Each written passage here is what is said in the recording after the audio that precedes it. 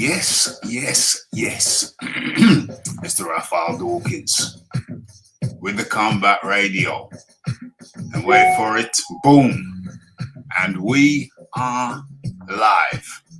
I must be doing this shiznix quite a lot because I know the exact fraction of a second when the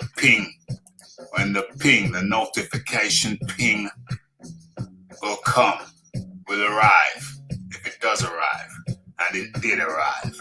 Okay, so you are in tune to Boxing Talk with Rafi, and let's get the thumbnail up. What's the visibility like? The visibility is good. That wasn't good. That was muffled. Let's try it. That's unacceptable. Let's try that again. There we go. Clear as a bell. Okay, so let's first things first. What is this? What is that there? First things first, let us do the sound check. Let's bring it in. Make sure we're sounding nice and clear. As a matter of fact, rat-tat-tat-tat. Let's get into it. Where is it? Let's drop the music. Let's listen. As a matter of fact, rat-tat-tat-tat. Okay, that is excellente. Excellente. Okay, so what else? Okay, let me just put the information in the scroller down below. The love below. Let's get it in there.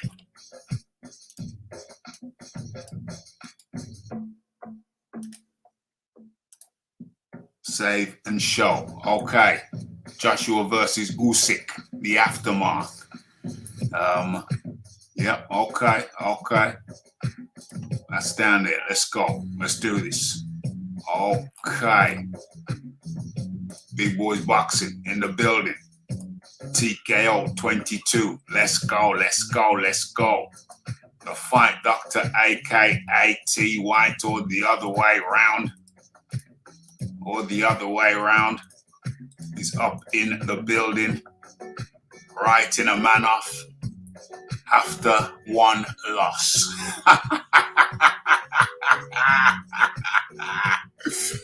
Writing a man off after one loss. Haven't we been through this before? Have we not spoke on this before? Man loses one time and now he's finished. Really? Is that how it goes? Uh-oh. Really? Okay. Yeah, let me just finish up this cornetto. I finished up the cornetto. OMG.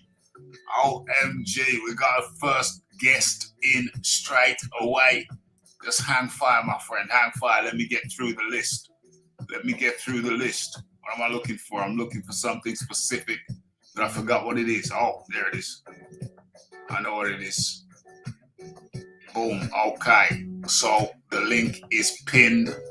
Welcome all comers, gloaters, haters, lovers, false alligators. It's all good. Come on in. All of ya. Yeah, I just finished up this cornetto. Still licking my chops. Very enjoyable. Absolute more.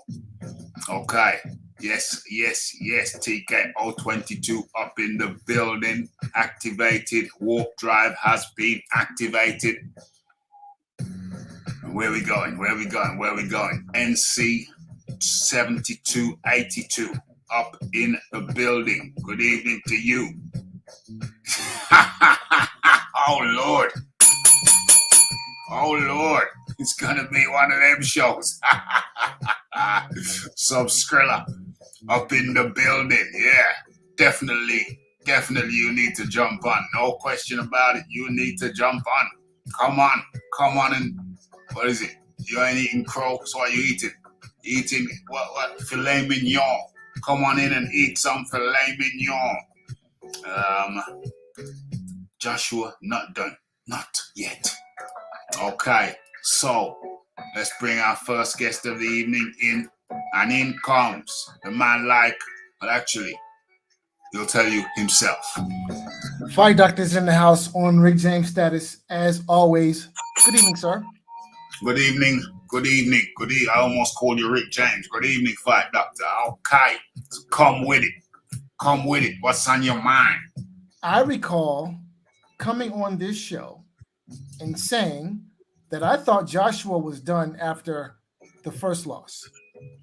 Mm-hmm. Mm-hmm. Mm-hmm. Yeah, a lot of people feel that. A lot of people feel that. What you want me to agree with you? No, I'm just reacting, replying to your comment earlier about folks writing off Joshua after the Usyk loss. So, no, I wrote him off after the Ruiz loss. Dang. That's even worse. You wrote him off after his first loss, not his second loss.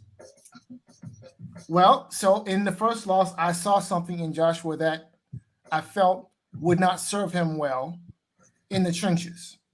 And what I saw was he checked out of the Ruiz fight mentally. He checked out by getting up every time he got dropped? Listen, when the fight was stopped, the ref was looking right at Joshua. Joshua was looking right at the ref.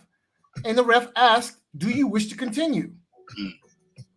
Joshua just looked at him. All right? Yeah. His body language was not that of someone who wished to get back into the fray. Even though he's standing right there. Okay, what if I told you that I've got a video that I uploaded probably a year ago with Serafina, part of Jarrell Miller's promotional team. They had a fighter in Joshua's camp. And what if I told you that a video where Serafina says on camera that she knew that Joshua had been concussed in training? What if I told you that? Well, listen, that's all beside the point, because at the end of the day, Joshua was not concussed Saturday. And Saturday confirmed everything I suspected after the Ruiz loss, which is the man mentally checks out of fights. And in what happened Saturday, he never checked into the fight mentally. He wasn't in the fight to begin with. You just sidestepped my question. I said, what if I told you that I have a video that was uploaded a year ago where Serafina, part of Miller's promotional team, said she knew that Anthony Joshua was concussed in training? That was the question. My follow-up question would be, what does that have to do with the price of tea in China, or what happened Saturday night? Well, because Joshua was not concussed. I don't think he was concussed Saturday. So, okay, fine. He was concussed for the Ruiz fight. Fine. Was he concussed Saturday? Well, we can move on to Saturday. I think he might have been concussed after the 12th round. We can move on to Saturday, but before we do that, let's welcome in the sub Skrilla. What's going on, boys? You all good? Yeah, man. I'm good, man. I'm full of beans. But you must be even more full of beans because you had Usyk winning. Yeah, I've followed the guy for a long time, so I'm extremely happy for him. Glad it's all paid off for him. Of course. Talk to me, sub Skrilla. Talk to me. Yeah, man. Just I was surprised with how easy he made it. In fact, so is a problem. Now he's clearly adjusted to heavyweight, and he might only get better. He's not got a lot of miles left on the clock, but if he's comfortable at the weight now, and one of the questions a few people had would he still have that stamina with all those added pounds, then clearly he knows how to pace himself. So it's a good look for him. Clearly, very clearly. Talk to me about the night. Talk to me about the fight, man. You was watching. You watched it live. Talk to me. We got an Usyk guy on the panel, folks. So we gotta make most of it. Like Fight Doctor said, I half agree with Joshua not looking fully checked in on fight, a bit too relaxed, if anything. Mm-hmm. And what was even more relaxed than that was his jab. I didn't see nothing behind it.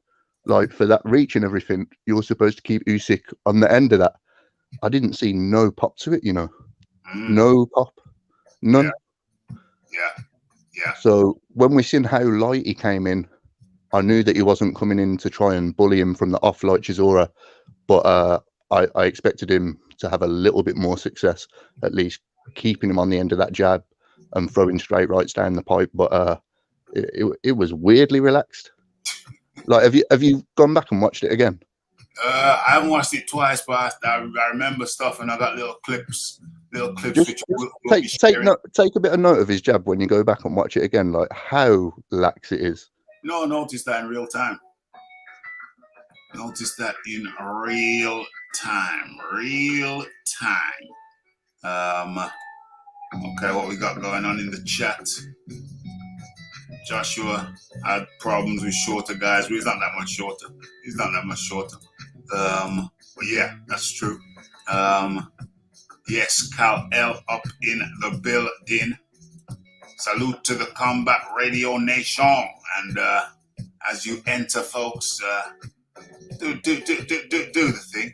Smash that like button. Hit that subscribe button. If you're not subscribed, hit that share button. And tell everybody. Let everybody know what's going on down here at the Raphael Dawkins Combat Radio. Okay, so what's going on there? The Philip Carl Roberts is in the building. Oh yeah, where are we at? No sense of urgency when the fight was clearly going Usyk's way. Okay, right. So let's me start to give my offerings. Okay. There's so many ways, there's so many areas to go into this, to get into this. It's like a maze. So many angles, so many tangibles to discuss. Where do I begin? Okay, first things first. Let me go into this thing here where we can start to, as a matter of fact, let me share this.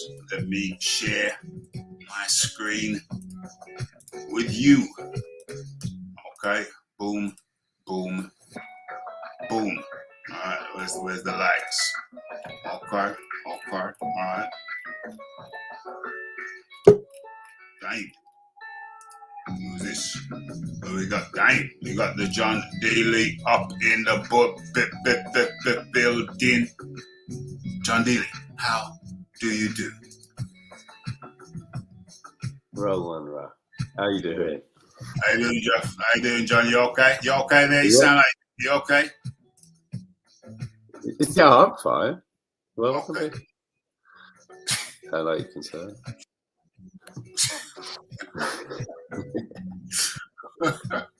Okay, so let me share my screen. We're gonna have to, I was just saying, there's so many angles, there's so many ways to get into this. Firstly and foremostly, if those are even words, first and foremost, let me extend. I mean, I think there's going to be a lot of people coming in tonight expecting Rafi to be bitter or salty or something, whatever. But let me assure you, after the fight, I did some post-production stuff and hung around into the wee hours a little bit.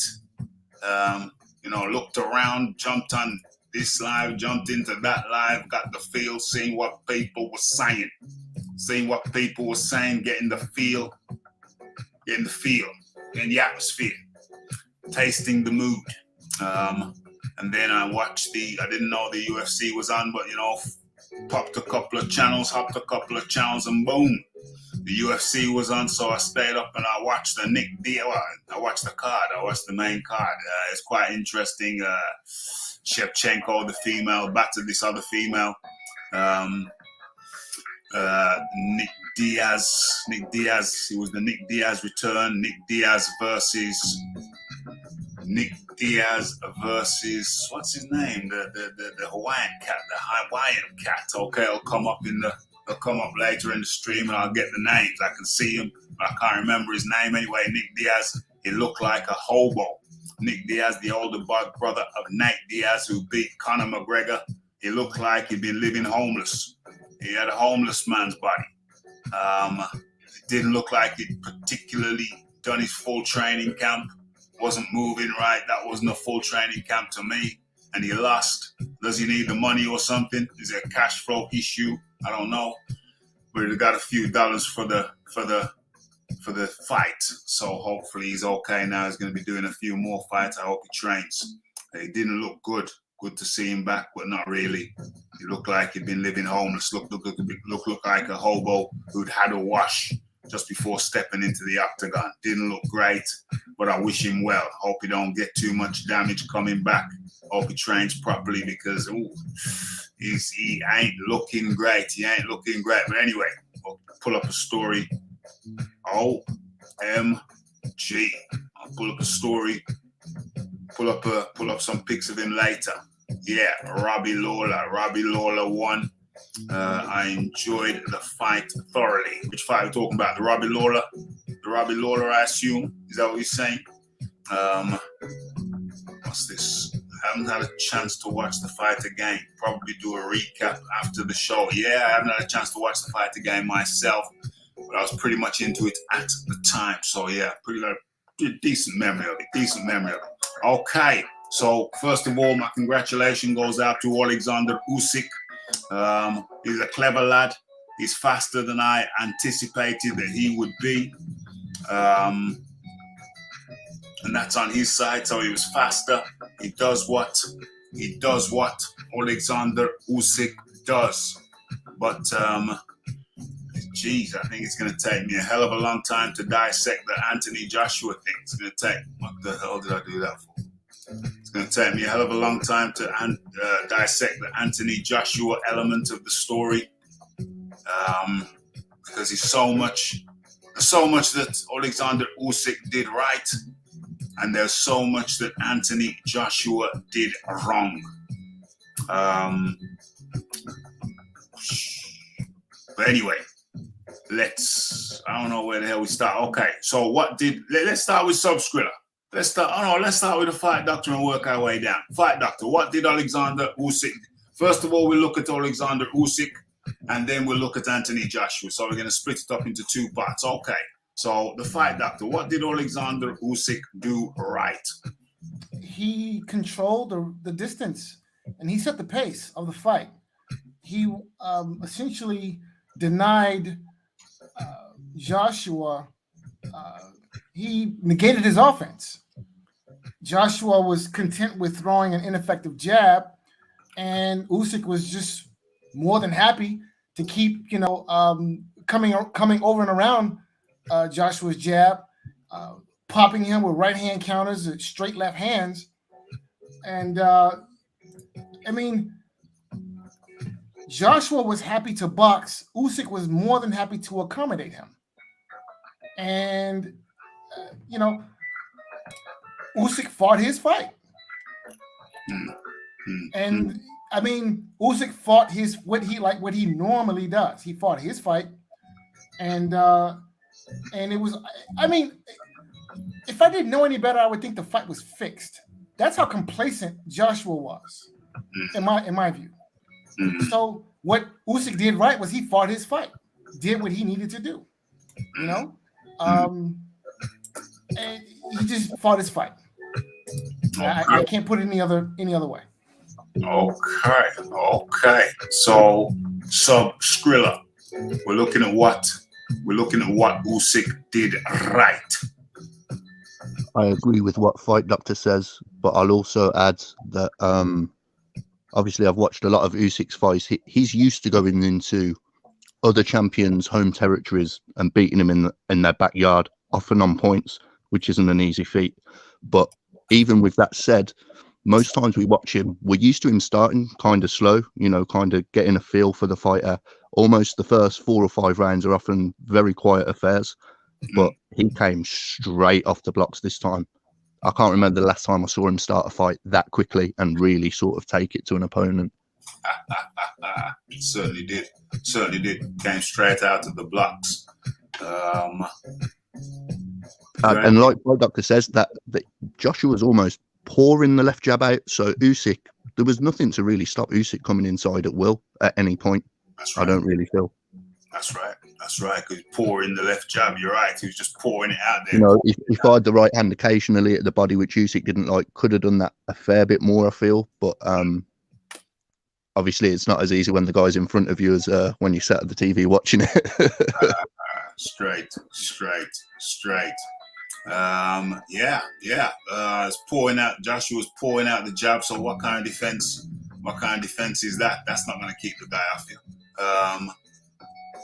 That said, the first thing I saw was that after the bell was that first thing that surprised me was that Usyk. Well, it would have surprised everybody. Usyk wasn't on his bike. He went straight in there. He went straight to the walk straight to the center of the ring.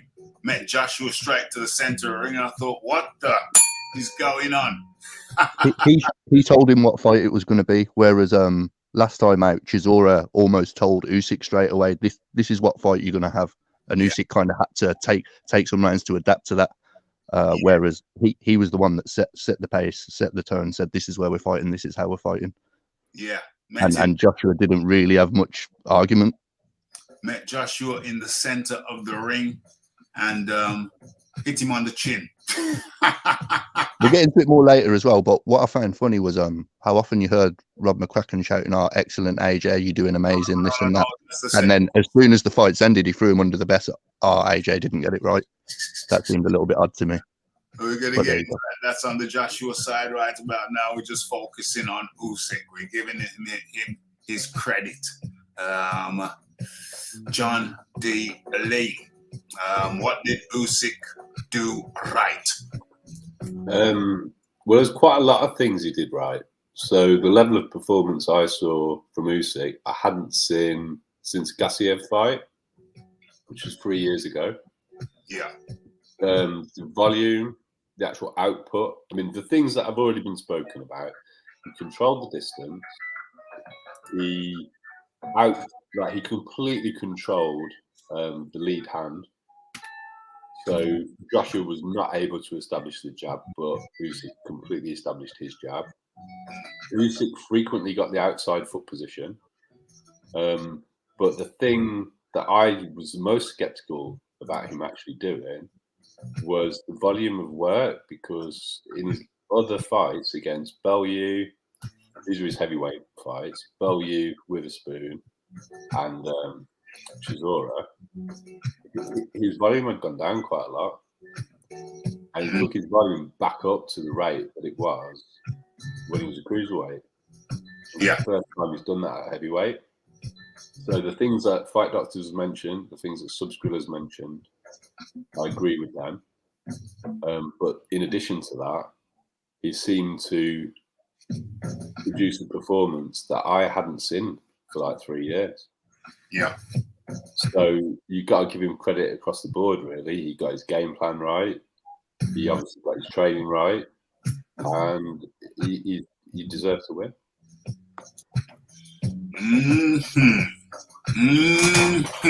Yep. Usyk came out and put it on. What's that? Usyk came out and put it on Joshua. Put it straight on him. Put it right on him. Walked to the center of the ring and hit him with the left on the chin. My, oh my.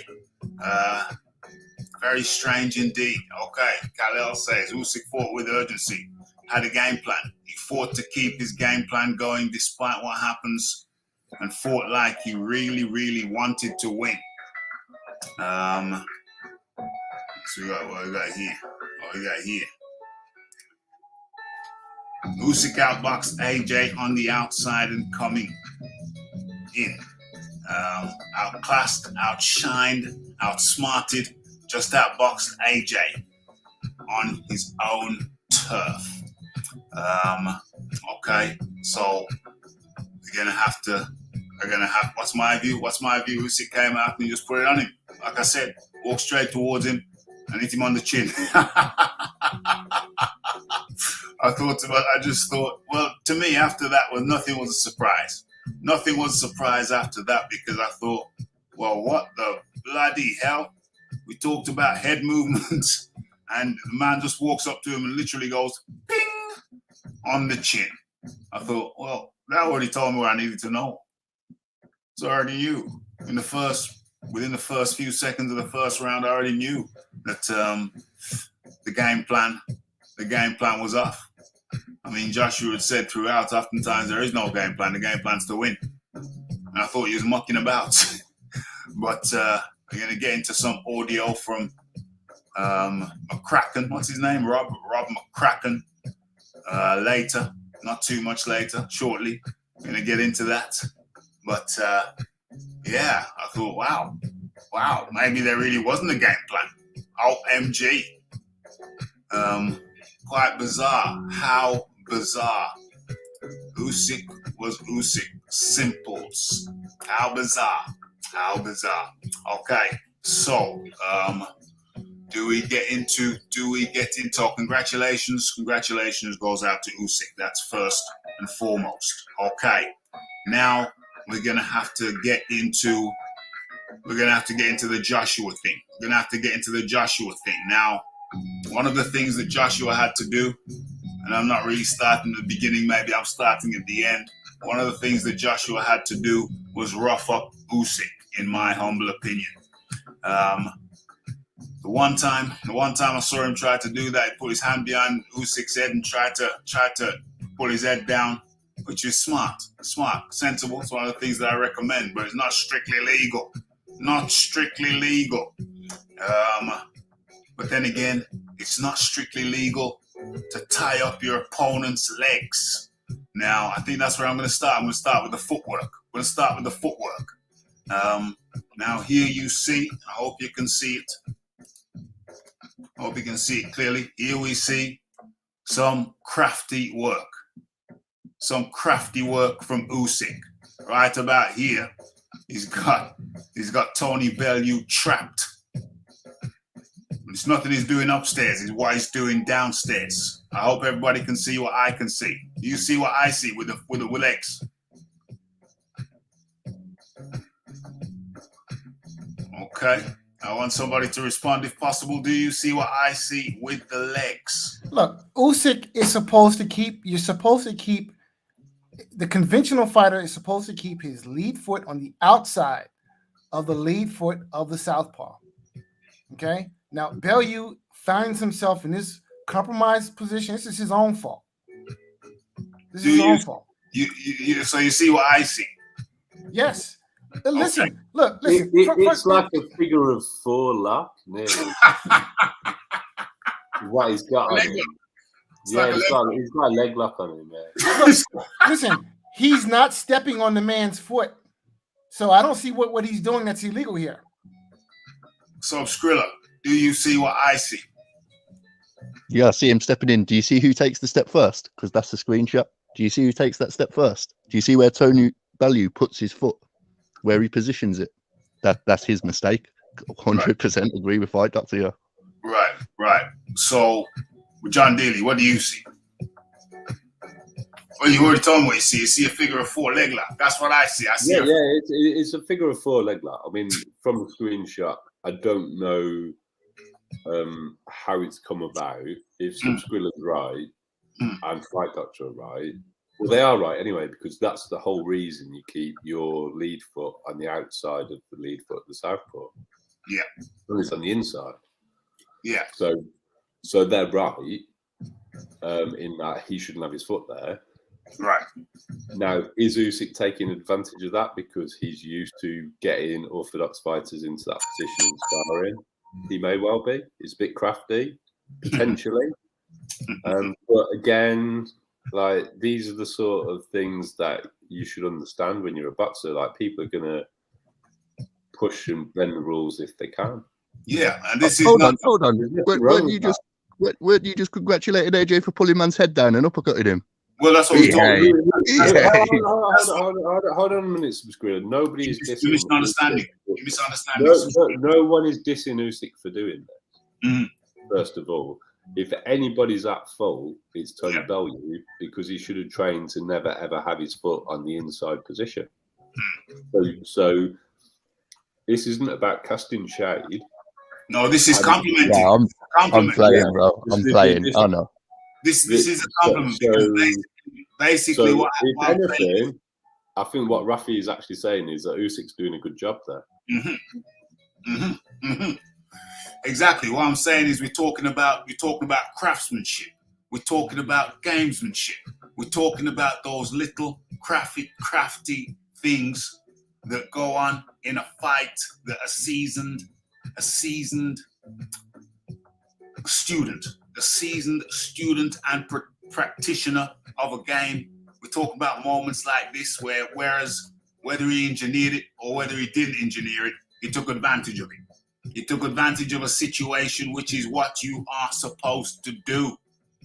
It's the little craftsmanship. It's the little things that you do in a fight that give you an advantage. And that's what we're talking about. I'm talking about Joshua. We're talking about Joshua.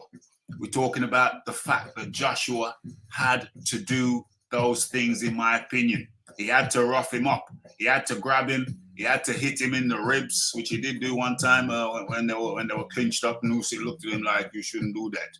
But no. That's exactly what you should do repeatedly. These little things, these little moments of craftsmanship, gamesmanship.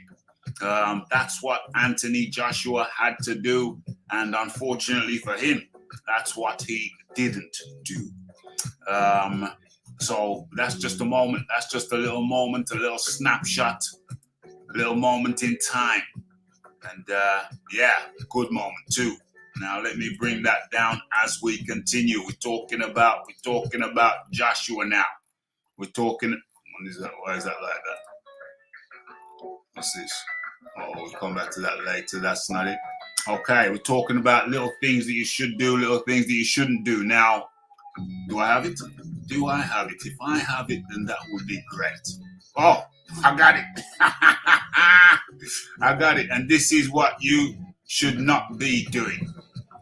This is what you should not be, in my humble opinion. In my humble opinion, this is what you should not be doing. You should not be.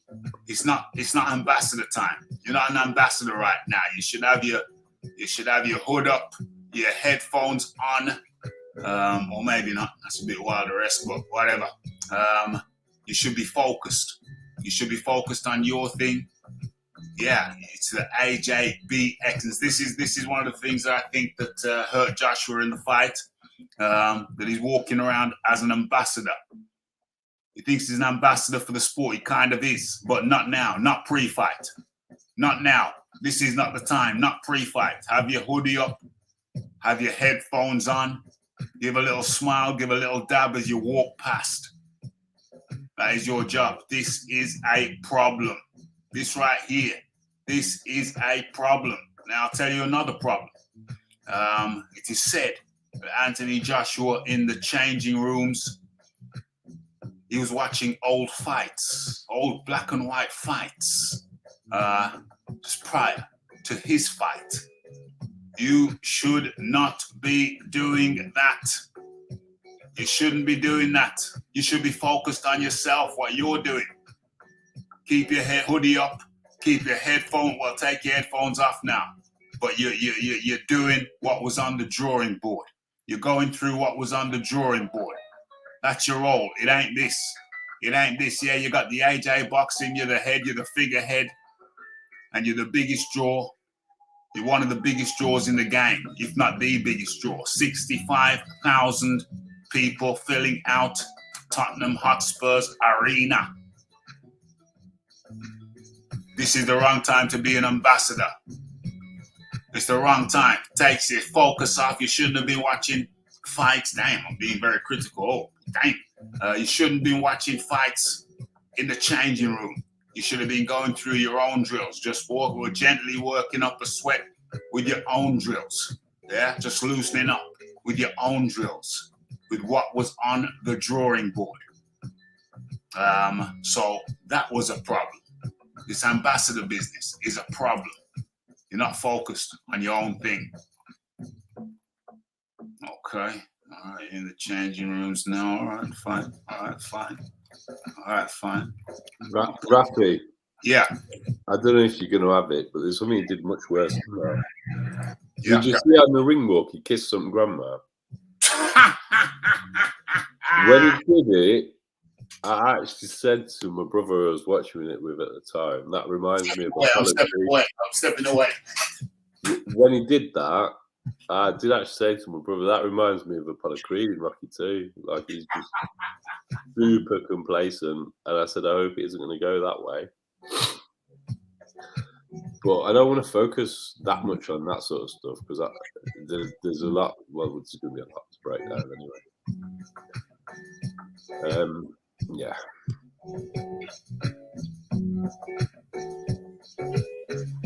Fine, doctor. So people gave Deontay Wilder a lot of flack for saying that he wanted a body on his record, right? Now, I wasn't one of those people because listen, it's not a tickling contest. It's a fight. And Deontay Wilder having made that statement, it speaks to his mentality, which is, I come to destroy. I come to annihilate. I come to upend and to take what you have, right? Anthony Joshua does not have that mentality, okay? That's not who he is, apparently. There needs to be something about a professional fighter that says, okay, you know, all of the pageantry is done and over with. Now it is time to fight. And now, please don't take this ass whooping personally. But now I must knock you out. That is the point of this. Okay? That is the whole point of it. The point of it is not to get to the 12th round and to hear the final bell. That's not the point. Listen, Lennox Lewis said, I don't get paid for overtime. You don't make any less money or you don't make any more money for going 12 rounds, right? The point is, I get into this ring and I get you out of there as quickly as humanly possible. That needs to be Anthony Joshua's mentality, and apparently it's not. And that's a problem. And listen, he could clean house. He could resurrect Eddie Futch to be his trainer, right? For the rematch. And it would not make a damn bit of difference because he does not have the intestinal fortitude. He does not have the composition, in my mind, mentally, of a fighter. Because it'll be the same thing. This guy's outboxing you. What are you going to do about it? I'm going to keep boxing. Wrong. Wrong answer. No. This guy's outboxing you. What are you going to do about it? I'm going to go out there. I'm going to hit him low. I'm going to step on his foot.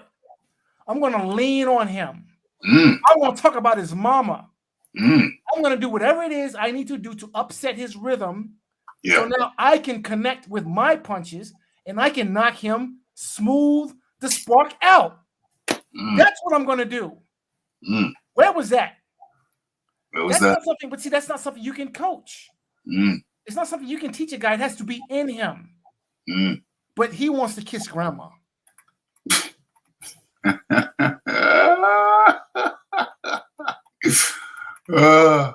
Skrilla. Yeah, there's a mental switch, obviously, that you need to click on when you're going into that fight. And he rocked up in there like he was at the open sparring session. That's what he looked like. Just giving a little smile, a wave, like it's a little photo shoot, a little press shoot. That is literally how he rocked up in there, was it not? Oh gosh. OMG. Look at that sight. What a sight to behold. What a sight to behold, Skrilla. Yeah. It's a brilliant stadium. AJ does that. AJ does that. He's the biggest draw in boxing, or at worst, the second. Do I move? Am I moving on? Have I got to you, John? Have you had you go? There is a couple of things I want to reply to, Okay. to what I've heard there. So what Fight Doctor's talking about, I've seen AJ do in the Klitschko fight. I've also seen him do it in a Dillian White fight. What I seem to have seen since the Andrew Ruiz fight, at this stage, I'm questioning whether it's the team or AJ, but there seems to be too much dependence from AJ on what he's being told in the corner, and not enough taking matters into his own hands. So against Vladimir Klitschko, I've heard Anthony Joshua say that Rob McCracken told him that he thought he was down on the cards in the 11th round. Yeah. So he took matters into his own hands. He didn't have to go to the scorecards. Pulev, I don't think was enough of a challenge to make an assessment on that. I actually think he played with his food in that fight. And I think from the third round on, I think he was comfortable that he could get rid of Pulev when he wanted to. Yeah. In this fight, I know Subsquilla said he thinks it's Rob McCracken that was telling him he was doing brilliant. It was Joby Clayton, who's from Wolverhampton, so I can see how you could confuse the two of them. Yeah. But how is he being told he's doing really well? And if that is the case, then either you completely got to change the team, or it's a matter of you need to have more belief in yourself that there's going to come a point where you do what Fight Doctor was talking about, which I think he can actually do. I've seen him do. But he definitely did not do in this fight, which is take matters into his own hands. He did not take matters into his own hands one tiny bit. Walking around, meeting and greeting people. I've just got to go and do something, but I'll be back in about 5 minutes. Yeah, no problem at all, John. No problem at all. And in comes, I think for the first time, a man like AOBZ. Yo, Rafi, what's good? What's good? Yeah, man. Yeah, man. You come on for the first time. Good to have you. Let's see what you got to say. AOBZ. Yeah. I'll just come on to give my thoughts quickly on that debacle that we saw. I think everyone's pretty much right in that AJ thinks he's some kind of politician or some kind of actor. The way he's going around kissing babies, hugging old women. Like, there was a few red flags that I saw before the fight, which was he was too touchy-feely with Usyk. In the press conference, he was the one that went for the pound. In the face-off, he put his hand up. Usyk looked like he didn't even want to shake hands with him. He was looking dead in his eye, but he just thought, okay, this is what he wants to do. We'll do this. So, and there was no switch in the fight.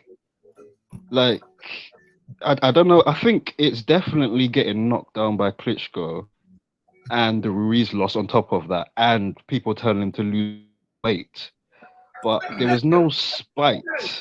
Like for one thing, when he got knocked down against White, when he got hurt against White and he got knocked down against Klitschko, when he got up, he was tired, but he was talking to them in the ring. He had that little snarl on his face, telling them, "Nah, you can't hurt me. You can't get me out of here." But that dog in him, I don't know if it's because he's too rich. I don't know. It's not there. It wasn't there on Saturday. Yeah, it wasn't there on Saturday. And in comes a man like Phil Walker. Phil Walker. It's been a while. It's a shame that we don't meet on a more auspicious occasion. What's up, fellas? Can y'all hear me loud and clear? Loud and clear, Phil Walker. All right, so let me say this real quick. I didn't see a problem with the ring walk at all. That's just my opinion. Each time AJ fights, I look forward to the ring walk because I think Eddie does a great job of giving the fans the experience, whether it's inside the arena or whether it's you at home watching on pay-per-view or the zone or whatever broadcast, you checking it out. I think, the things that AJ did going to the ring, I think that's just part of his personality. He's a people person, man. It's no coincidence that the fans love him. I mean, just to say, he's kissing old ladies and stuff. Well, she's there to see him. So, I mean, look, at the end of the day, that wouldn't have been a problem if he would have went in there and took care of his business. So my whole deal is this right here. If it's not a problem if he goes in there and wins, then I don't see why it's a problem if he goes in there and loses. I mean, this is just part of his personality. Like I said, I personally like the ring walk. I just think he got in there with a guy that had more skills than him on that particular night. And then, you saw the outcome. Yeah. We did see the outcome indeed. Let me get through a couple of these comments. I'm sure, not positive, but McCracken said in one of the rounds he's ready to go. That's why he's throwing big shots.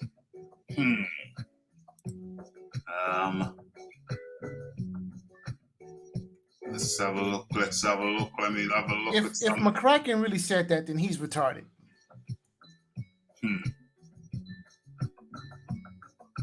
Maybe AJ is after 3 times. I've heard this said. Maybe AJ is after 3 times world champion.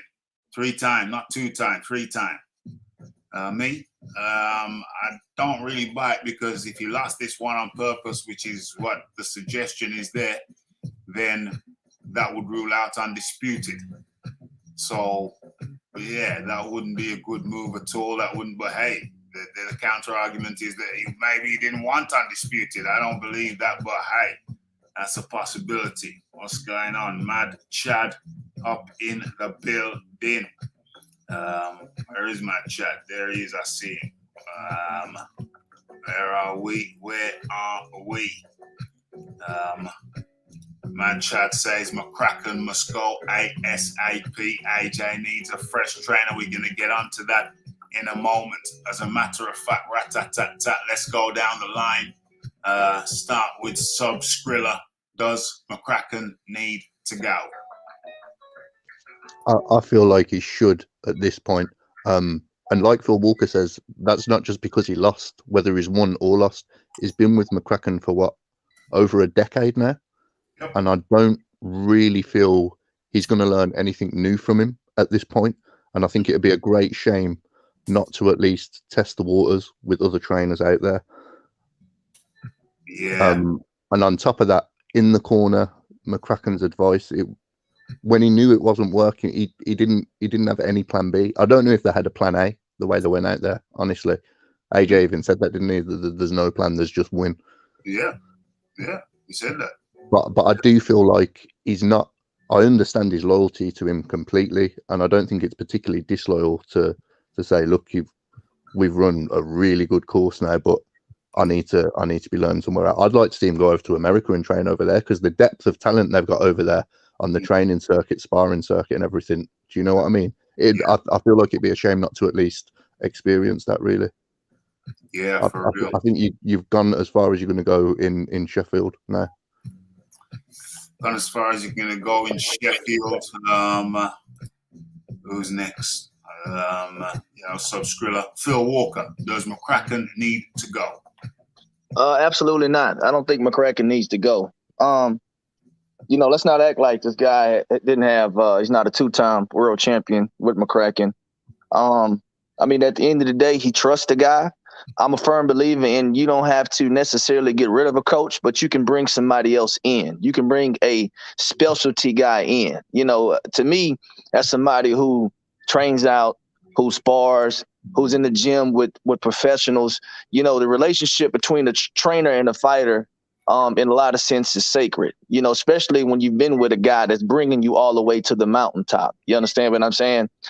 So for me personally, I don't think he needs to change a trainer, but I do think he could use a new set of eyes to come in and analyze his strengths, his weaknesses, and somebody that's going to keep it all the way 100 with him, and a specialty guy, a guy that's going to be able to help him where he needs help the most, and somebody that not only he trusts, but McCracken trusts as well. So, no, I don't think he needs to get rid of him. I think he's just fine where he's at. We'll just have to see what comes about considering this loss, considering his injuries, and hopefully he can bounce back. I still think he's a world-class fighter. He's proven that throughout his entire career. Hey, look, he's lost once and come back against Andy Ruiz with the same trainer. People were saying he needed to change then. So, look, at the end of the day, it's all about what he's comfortable with. But I do think a new set of eyes would be the ideal scenario for Anthony Joshua going forward. The only problem with that is that he's brought in a couple of pair of eyes.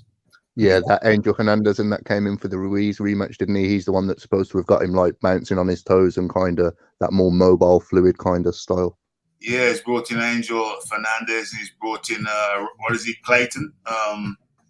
Something Clayton.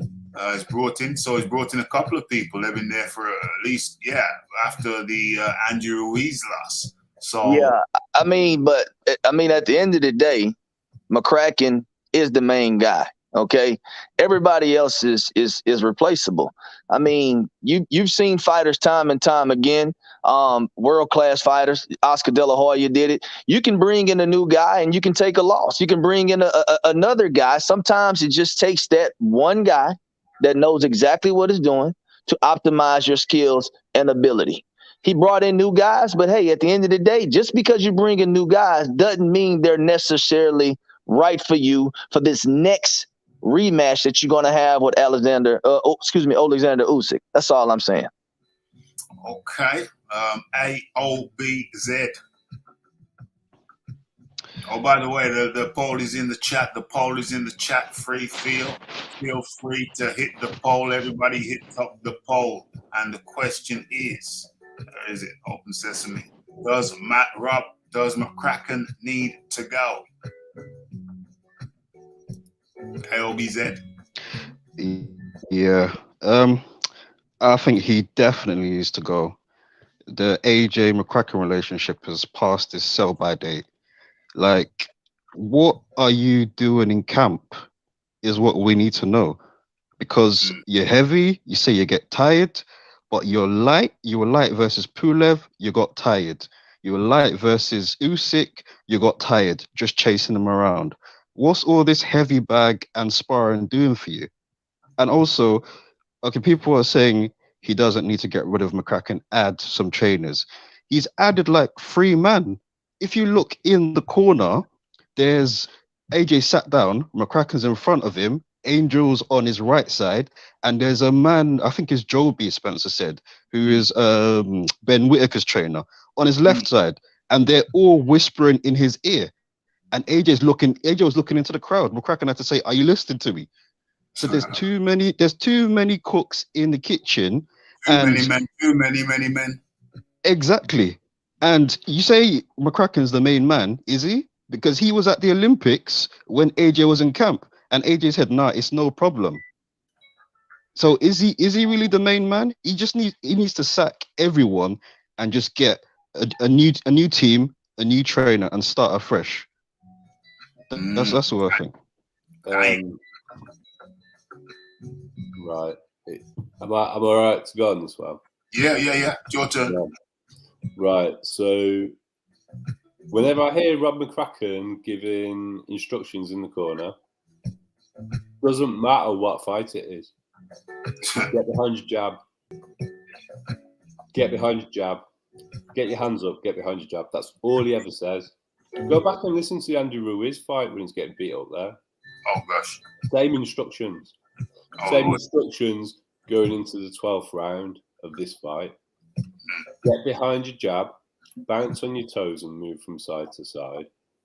Those were his instructions to a man that's down on the cards. To a bigger man that hits hard. That we've all seen knock people out. He's the first person to put Povetkin out. Yeah. You know, you talked about Usyk starting off by planting one straight on AJ's chin in the first round, which he did do. But if go back and watch Povetkin fight, Povetkin put the same combination on AJ in the first round that knocked Dillian White out. But AJ did not try and just jab. He thought about what he needed to do, and he actually executed a game plan that I think would have been. It might not have worked against Usyk, but it would have been more effective than what he did do in this fight. The game plan was horrible. That's the coaching staff's problem. What game plan? The game plan seems to have been to try and out jab Usyk and outbox him for 12 rounds. Because at no point did AJ show any intent of trying to knock him out. He had Usyk hurt a couple of times. Every single time he hurt him, he did not push the envelope at all. The punches that were successful against Usyk were lead rights, hooks to the body, uppercuts to the chest. I'm not sure he actually threw a jab to the body, which is the most baffling thing from this. Yeah, I don't think he did. No, he did a couple of times, but not nearly as much as he should have. But surely that would be the obvious thing to do against a highly mobile, shorter man with a shorter reach. Like you've got Macklin, who I don't like. I'm sat there and he's commentating, saying he should be doubling the jab to his body and coming in with the right hand afterwards, mixing it up. And it's like even something that basic, right, might not have worked against Usyk, but it would have been a lot more effective than trying to work off a jab to the head when you can't land the jab to the head, and to make no adjustment throughout the fight, and to get the instructions to continue to do this at the end of the fight, and then to rub insult into injury, chuck AJ under the bus at the end. Okay, we're gonna have to listen to some of that. What McCracken had to say. Let's go. Yeah, there's no drawing board, Gareth. Yeah, there's no drawing board, to be honest. You've got to apply pressure behind your jab and your right hand, and you've got to keep him off balance, and you've got to put shots together when you get there. But what did he say? Honest, you've got. Okay, so first of all, there's no drawing board. Carry on. Apply pressure. The other thing he said was apply jab pressure after jab, and the right hand. But a known thing to do against southpaws are hooks and lead rights. Yeah, exactly. So what he thought, the focus is all on the jab. Whereas in reality, and I don't know, do I even get into this now? Okay, I think I have to get into this now because it's key. Because before we're still going to listen to that.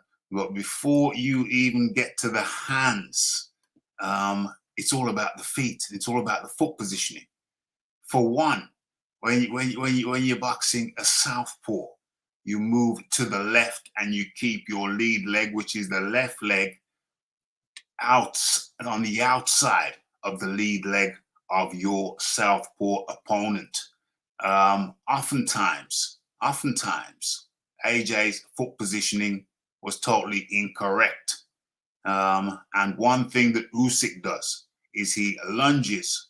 So he has his lead leg in the incorrect position, which is on the inside. And then to change that, he lunges. So his lead leg now is on the outside.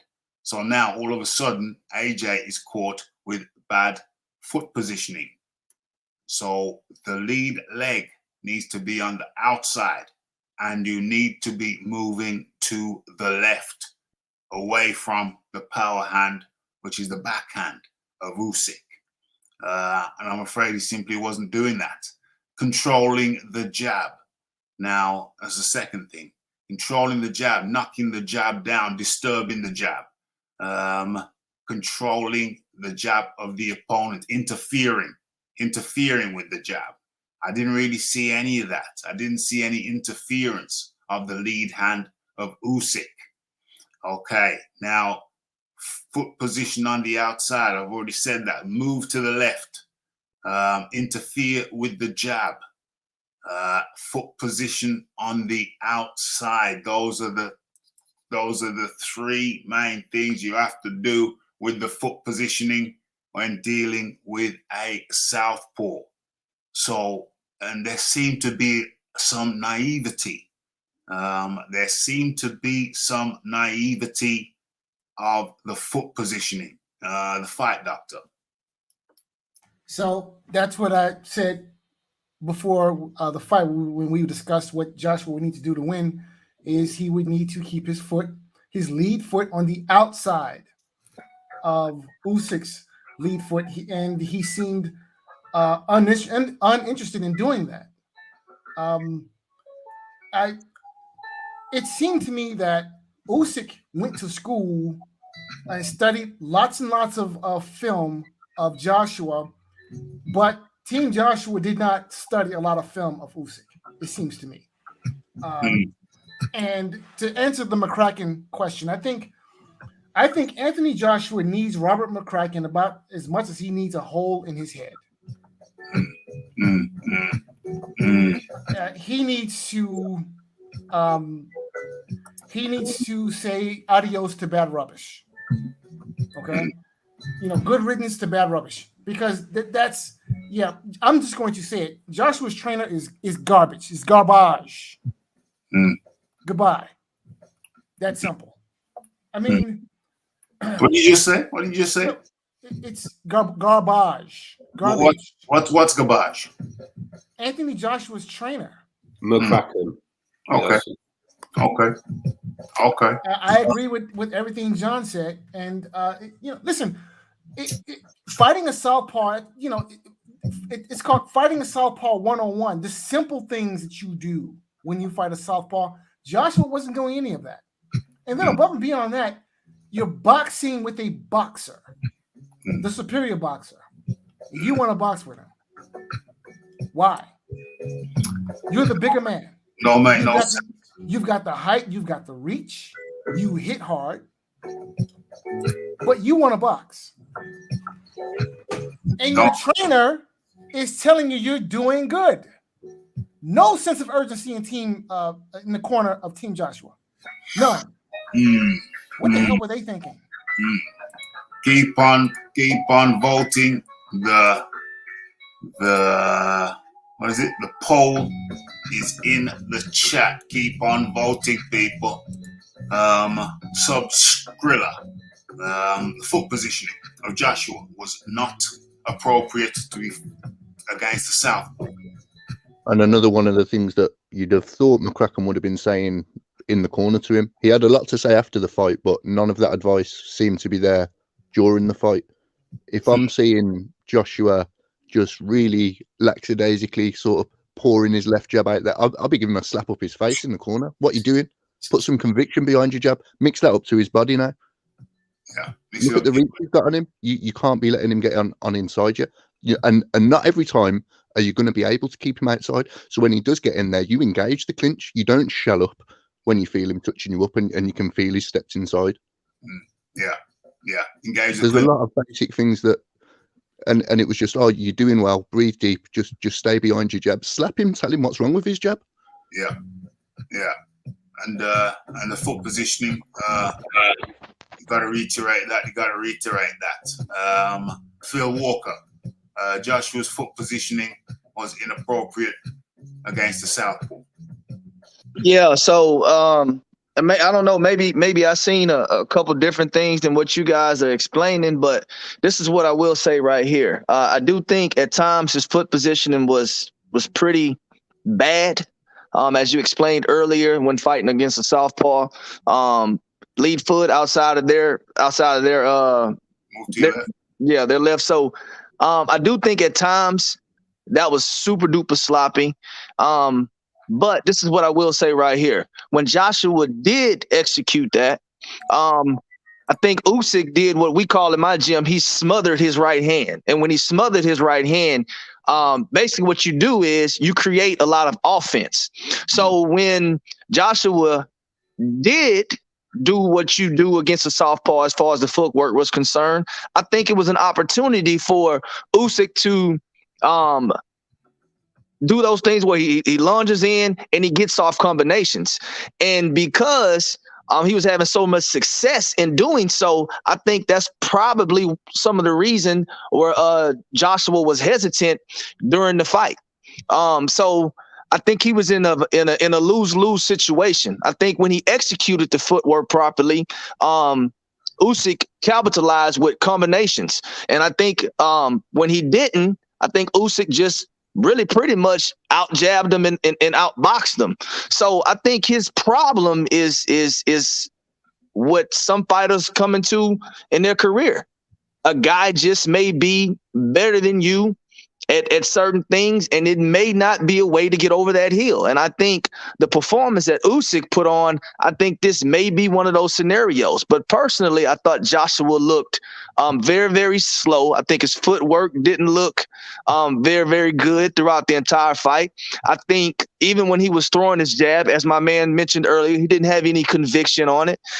So I think it's a lot of issues that Joshua ran into against Usyk, and I don't know what he's going to do when he goes back to the drawing board, because something like footwork, somebody like Joshua, you would think that he would have these fundamental skills already, and I've seen them.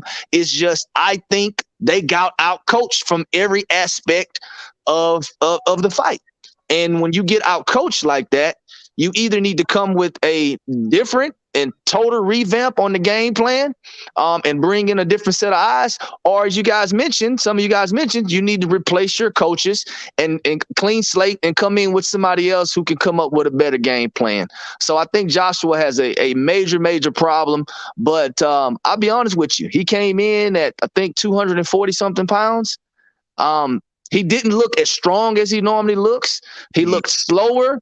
I mean, I seen a lot of stuff go on in that fight that was uncharacteristic of Anthony Joshua, and he paid for it by losing all three of his straps. Yeah. Let's say he had an injury. Let's say he had a right arm injury. So Phil Walker. Oh, well, I could tell you this right here. I mean, I don't know if he had a right arm injury, but what I will say is this right here.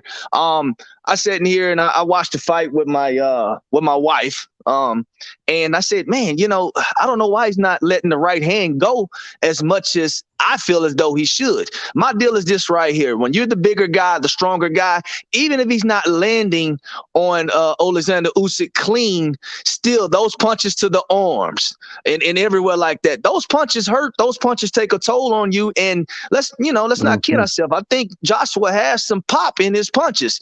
And I just think sometimes, you throw them, sometimes you don't. But a right arm injury, I don't know. But I can tell you this right here. I can't contest that he did not throw it nearly as much as I felt he should. But he did at times give some good body work. I think the hooks to the body was working. I think the uppercuts to the body was working. I mean, Tony Bellew exploited that perfectly in their fight. I think he could have had some success in doing those things, but he didn't let the right hand go, and you saw what happened.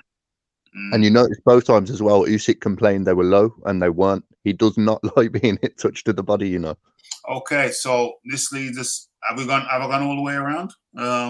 No. Have I missed you? I think so. No. You've gone, John. You've gone. You've gone on this. You've gone on this. Yeah. I don't know if AOBZ has. Nah, AO hadn't gone. Oh, where is he? Yeah. Okay. I'm here. Yeah.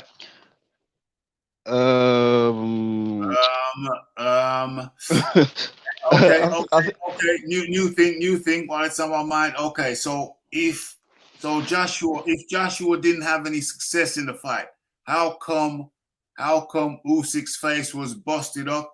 And yeah, he should have gone to the body a little bit more. But yeah, how come Usyk's face was busted up? Because a lot of people are talking like Joshua didn't do nothing in the fight. Joshua won some rounds up in there, so he did have some successes. He busted up Usyk's face and he gave him a nasty gash. Let's talk about that. Who's going first on that one? LBZ. Okay. He definitely had some success in round 5. I think I like the way he fought in there. He did land a few right hands, and he was touching Usyk with jabs and right hands, but they were just soft. That was it. He wasn't committed to it. So I think he was unsure about the moving target, and also I think that left hand he was getting caught with was actually stronger than most people think, because it definitely stood him up in the 3rd round, I think it was. But it's just, it was a puzzle that he couldn't solve, I think. And hold on. Let's not go about the unsolvable puzzle. Every puzzle is solvable ultimately. We're talking about what Joshua did good. He got into the body a couple of times, and Usyk did not like it. Yeah, definitely in round 5 as well. He's landing some nice lefts and rights to the body, and that definitely stood Usyk up. I think he needs to definitely dig into that, and I think putting on weight will definitely aid his punching power. Because for me, AJ is not a one-punch knockout artist. His power comes from his forward momentum and just bludgeoning opponents with combos. So I think added weight will help that. It's obviously going to drain his gas tank, but that's the dice he's going to have to roll. And that's the only way I see him winning, smashing him out of there. Yeah. Okay. John D. Lee. He actually had a lot more success than people are giving him credit for, but it was frustrating success because he refused to capitalize on it every time. Whenever he did throw some lead right hands, and they landed, and Usyk didn't like them. No. The only uppercuts I really saw him throw were to the chest, and Usyk really didn't like them, and they landed, and they were successful. Hooks to the body, hooks to the head were successful, but he'd throw them in ones, and they actually caused a lot of damage. So I'm not actually convinced that the power is a problem at this weight, because there seemed to be a lack of willingness to commit more than a lack of punch power. Personally. I mean, that gash that he put on his eye, that's off 1 point. It wasn't like a combination that did that, because AJ didn't throw any combinations. The most I saw in combination was sort of double uppercuts to the chest that were particularly successful. Then he tried to go back on his jab. Yeah. So he had success, if that's what we're talking about, but for whatever reason, he'd been told to not do what was successful and go back to doing what was unsuccessful. And as for the jab was horrible in this fight. I don't understand what he thought he was doing with it. And if Joby Clayton was telling him he was doing really well with it every bloody time they're in the corner, he needs sacking for that alone. Yeah. Where are we? There's John Daly. Oh, it's messed up the thing. Can't see the order. John Daly, the fight doctor. I agree with John. Listen, Usyk clearly did not like the body punching. And I'm watching the fight thinking to myself, one, why did it take him like 5 rounds to get around to even think about throwing a body shot? Crazy, yeah. And then 2, everyone could see the reaction Usyk was having to the body punching, right? He's looking at the ref, complaining about low punches that weren't low. Dude, he doesn't like being hit to the body. I would have just planted my flag on body shots. Okay, I can't hit you with a jab. Never mind the jab. All right, I'm about to bust your rib cage. There was a left hook that he hit him with to the body. Usyk didn't like. He hit him with a couple of right hand, like uppercut type of punches to the body. Usyk really didn't like, and then he just stopped. And I'm thinking, like, dude, what are you doing? I mean, what is it? What? And he goes right back to the ineffective jab. And it was just, it was frustrating. Like, I just couldn't understand what were they, I mean, what? What were you doing? You know, it's, I don't know. I don't know. Yeah, I know. Joshua's done. Over. Finito. It's a wrap. Wow. I can't put it any other way. Whoa. Sub Skrilla. Yeah, same as John said, like there's a couple of slight areas of success, and they weren't things I saw Rob McCracken telling him to do. Rob McCracken weren't telling him work downstairs, work that body, he doesn't like that, anything like that. It was the same, just working behind lackadaisical jab and stuff like that. There's a couple of bits of success he had, but he really needs to improve his clinch game, because when you cannot keep a guy like that outside and he's stepping into you, he can't throw a combination if you've already tied him up. If you're taking the initiative, if you've got that extra weight on him, if you're leaning him, taking his stamina, which is his asset, taking away his strengths.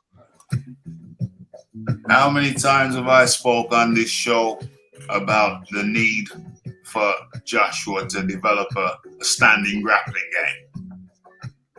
From when Usyk steps in and that first shot lands, Joshua almost kind of shells up, and then he's landed two more before he's brought his hands back down again.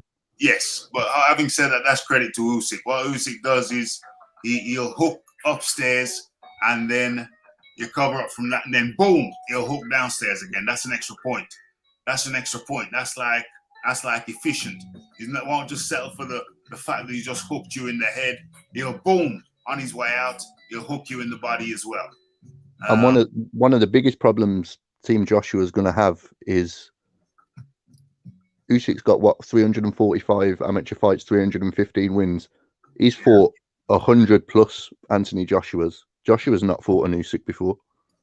Yeah. You can't really recreate that in the gym. Yeah. It's easy to recreate that, like that, what Joshua's style is. He'll have fought 100 plus of them. And that's going to be a problem for their team. I'll tell you that much. 100 plus Joshua's. Trying to get, okay. So that's what's one of the things I've been advocating to work on, but he just don't do it. He just don't do it. He just don't do it. Okay, who's next? Phil Walker. The good things that Joshua did. The good things. Yeah, of course. So this is the deal right here. I think he had his most success going to the body. I think the way he was throwing the hook to the body and the way he was throwing the uppercut to the chest, I think he did that well, because sometimes it's kind of hard to tell where that punch is coming. Is it coming to the body or is it coming to the chest? And sometimes you can redirect that punch into whatever spot is open. I think Joshua did that well. I'm in disagreement with everybody as far as I actually like Joshua throwing the jab. I think the jab was misplaced, though. You understand what I'm saying? I like his jab work. I would have liked him to put a little more conviction on his jab. But instead of going to the head, if he throws those jabs to the chest and to the body, I think Joshua has a lot more success in this fight. So to me personally, I didn't see the issue with him throwing the jab as much as he did. Of course, I would like to see, like I said, a little more oomph on it, because it did land at times. But let's throw it to the chest. Let's throw it to the body. Keep throwing the jab all day long. But again, to the head is misplaced. Usyk is too good with his footwork and his head movement for you to keep just throwing it, wasting energy and missing. Everybody knows that a miss takes a lot more energy than a landed shot, right? So I actually like the jab work, misplaced on the jab. I think he should have attacked the body, as everybody has mentioned. And I think when he did attack the body, he had a lot of success doing that. So this is not an unsolvable puzzle. But at the end of the day, Joshua is going to have to fight him in a sense like Derek Chisora did. Because I mean, as much as I like Chisora, I think Joshua's head over heels over Derek Chisora as a athlete and as a fighter. But Derek Chisora absolutely had the right game plan. And when Anthony Joshua executed the body work, he had success. Yeah.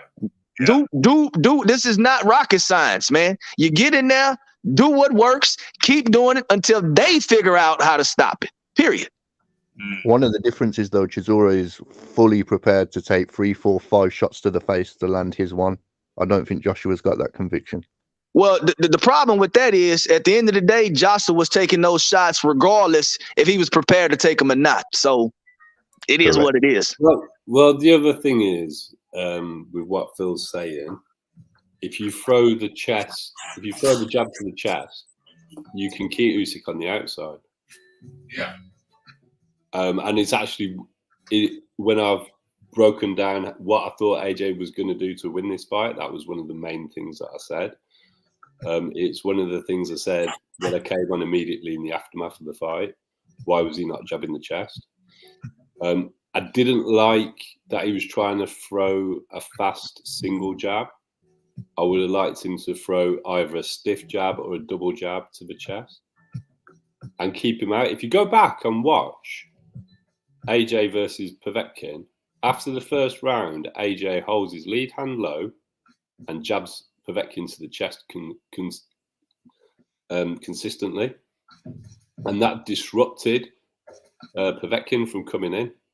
Now, Povetkin is a very different fighter to Usyk, but what he is a fighter that's very good at closing the distance and has good head movement. So you jab him to the chest and you keep one hand low, so he's got 2 different directions to be looking in. He's looking at the low hand and the right hand. And I've seen AJ do this. It's a simple thing. Yeah, no, I agree, John. All he needed to do was jab the chest arm doesn't matter. Just land with it. Exactly. Just jab inside of Usyk's jab hand. If you jab inside of his hand, then you have room to operate as far as going to the body. And when you're circling him and you're keeping that outside foot, you know what I'm saying? I mean, it's just a lot of stuff that could have been done right that just didn't get done. And I don't know if it's AJ, I don't know if it's McCracken, but the result's still the same no matter who fought it was. What's frustrating though, Phil, is these are basic things. We're not talking like if he'd have done these basic things we're talking about and Usyk had beat him anyway, I wouldn't feel as frustrated with the situation as I do.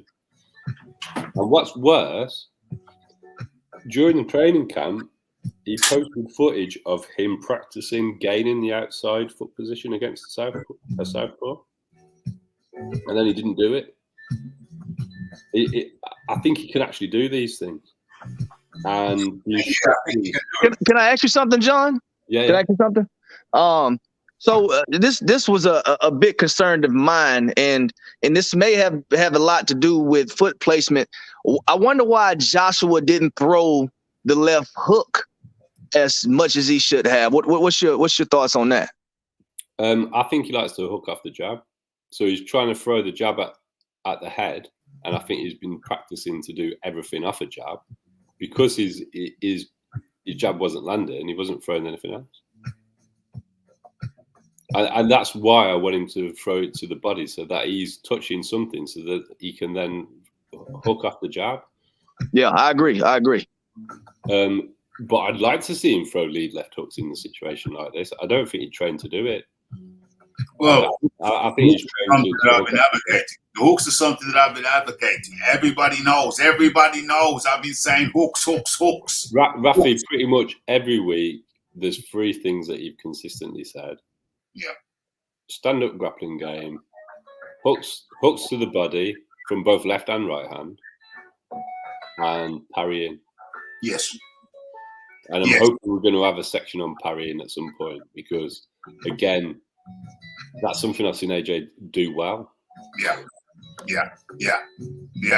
And not just the parrying, but just the blocking. Just blocking the shot. Just blocking the shot with your arms, getting your arms up, disrupting the the jab, just disrupting it, getting your arms up, you know, and then coming through with the right, down the pipe.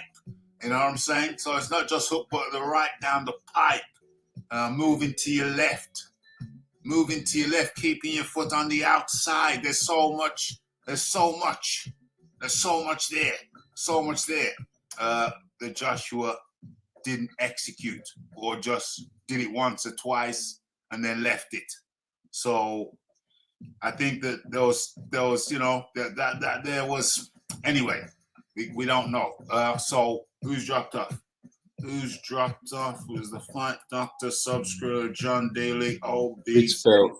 Phil's dropped off. Okay, so Phil Walker's dropped off. The link is in the chat. There's so much that Joshua could have done. So, and yeah, so much more that he could have done. And even though, let's look at it this way: if he did so little, if Joshua did so little but did so much damage, then is that not hope? Is there no hope for Joshua in the rematch? We're going straight to the rematch now. The fight doctor. Joshua apparently did so little, but yeah, he caused so much damage. So is there not hope for the rematch for Joshua? Just because that you see Usyk with some welts and a scratch and a cut on his face, that doesn't mean Joshua did a whole lot of damage. I don't recall a moment in that fight where I thought Usyk was close to being stopped or even going down. Now, I scored the fight 8-4, and I will admit that my scorecard is liberal in Joshua's favor. All right? I gave Joshua the second round. I thought the second round was very close. And if anybody scored the second round for Usyk, I have no problem. A lot of folks scored that fight 10-2. I would not argue against that score. So this notion that Joshua did well based on what Usyk looked like after the fight is crazy. Crazy. Did anybody say Joshua did well? I said if Joshua did so poorly, but caused so much damage. Well, I didn't say Joshua. Is there not hope for him in the rematch? Joshua is done. Finito. Finish. It's been won. Dang. Audi 5000 G. The man needs to retire. Wow. Time. Man needs to retire. Early retirement for Joshua. Deontay Wilder knocks him smooth the spark out. Well, now you're going too far. Now that's just ridiculous. That's the reason why the fight never happened. That's just too ridiculous. That's ridiculous. What ridiculous is what we saw Saturday. That's ridiculous, sir. That was ridiculous. You lose a fight 10-2 against a cruiserweight. That was ridiculous. Yes. That's the reason the fight never happened, because Joshua's effort was ridiculous. That's the reason the fight never happened, because he get knocked out. Wilder would have knocked Joshua smooth. There's a lot of ifs going on here, fight doctor. And there's hold on. I got a sound clip, and that's the reason the fight didn't happen. The fight doctor. That's exactly the reason why the fight didn't happen. Okay, pause. The sound clip. Why wouldn't Wilder come over here? Money. There's more money to be made over here. That's why. So, did you hear that, fight doctor? So why wouldn't Wilder come over here? Money. There's more money to be made over here. That's why. Did you hear that, fight doctor? Listen, that's beside the point. Hold on, Rafi. Have you got the other one where Wilder admits that he would have made more money if he'd have fought Joshua instead of Fury? No. You know what? Just keep it on topic. Keep it on topic. We already did like 4 years of this. Rabbit hole. This is a massive rabbit hole. It's not Wilder that beat Joshua on Saturday. It's Usyk. So. Well, we're talking about what chance he has in the rematch. Obviously, the fight doctor thinks it's time for AJ to retire. That's his opinion. That's fine. Yeah. Yeah. So we're moving.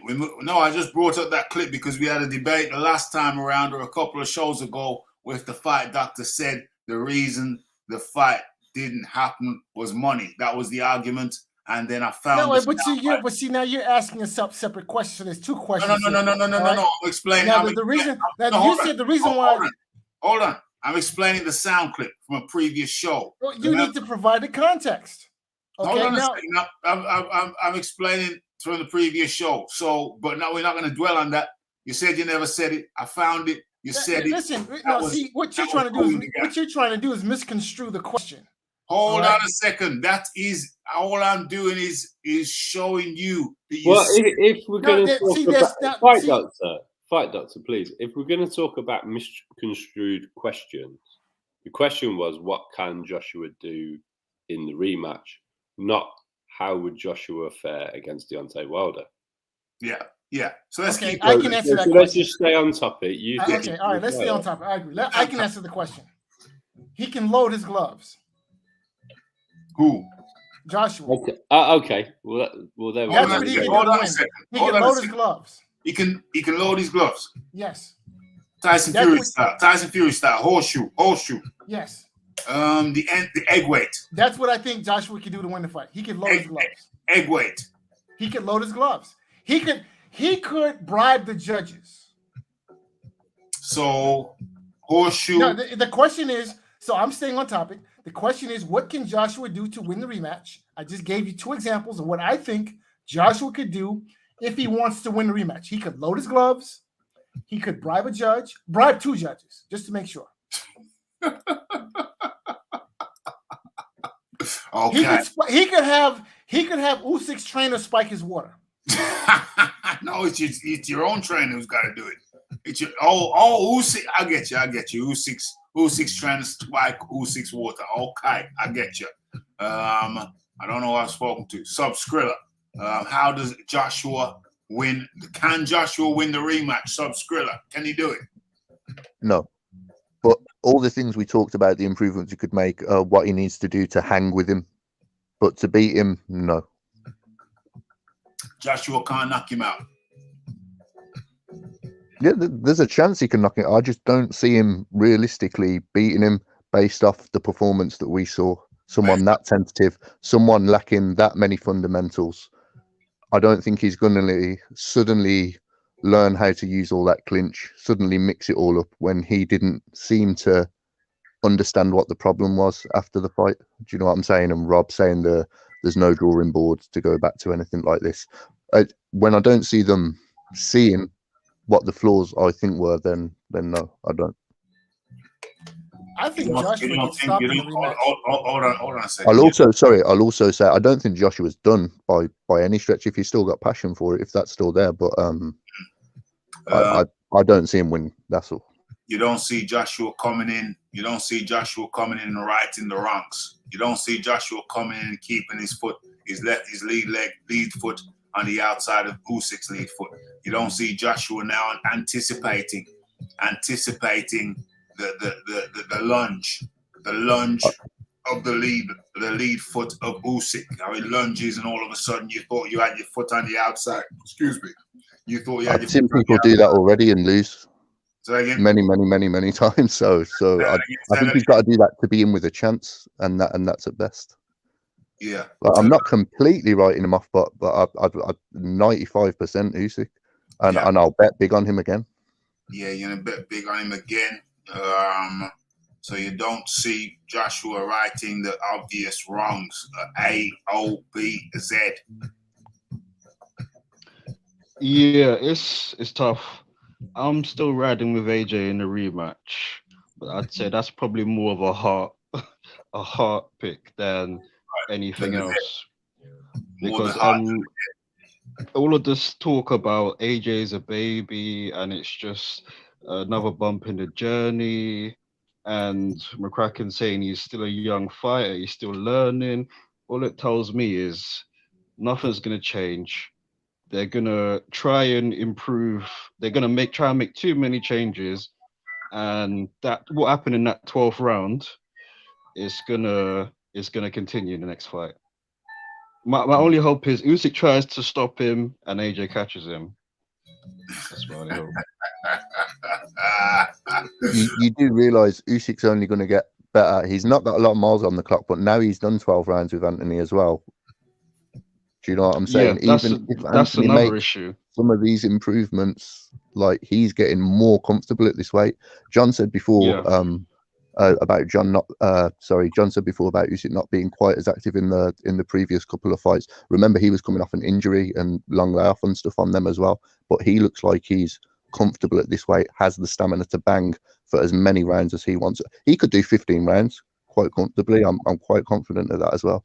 And that's one of the other reasons he's a problem for some of these heavyweights, because if people come and try and blow him in 4, 5, 6 rounds and Joshua puts on this extra weight but doesn't use it correctly, he's going to be gassed by 5 or 6, and my man's going to have another 10 rounds on him. Yeah. And he's been in there. He knows what it's like now to be in with AJ, so he's going to be visualizing it and honing up on that. So it's going to be an even better version of Usyk. Can we say that? Can we say there's going to be an even better version of Usyk? Probability wise,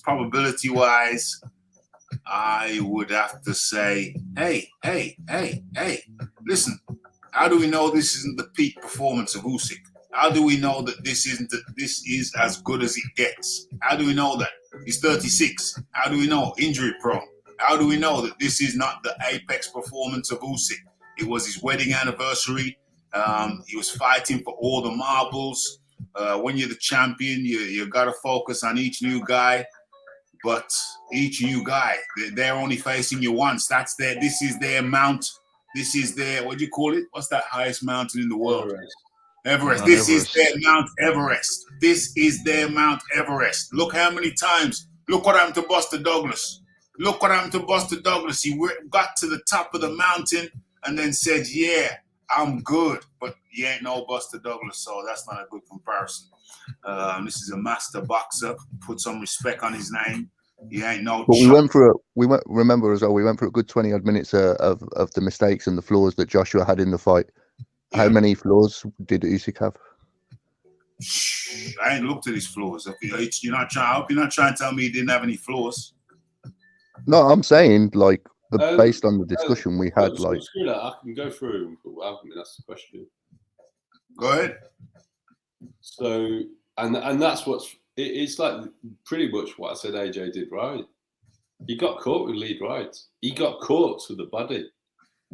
It wasn't that AJ couldn't throw more of these punches. He chose not to. Yeah. Let's have it right. Yeah. AJ could have continued to work that body. AJ could have took him out. AJ could have knocked Usyk out with a body shot. I'm going to say it even more. AJ tried to land the jab on the head, wasted a lot of energy doing that. AJ tried to employ head movement rather than parrying and blocking the punches.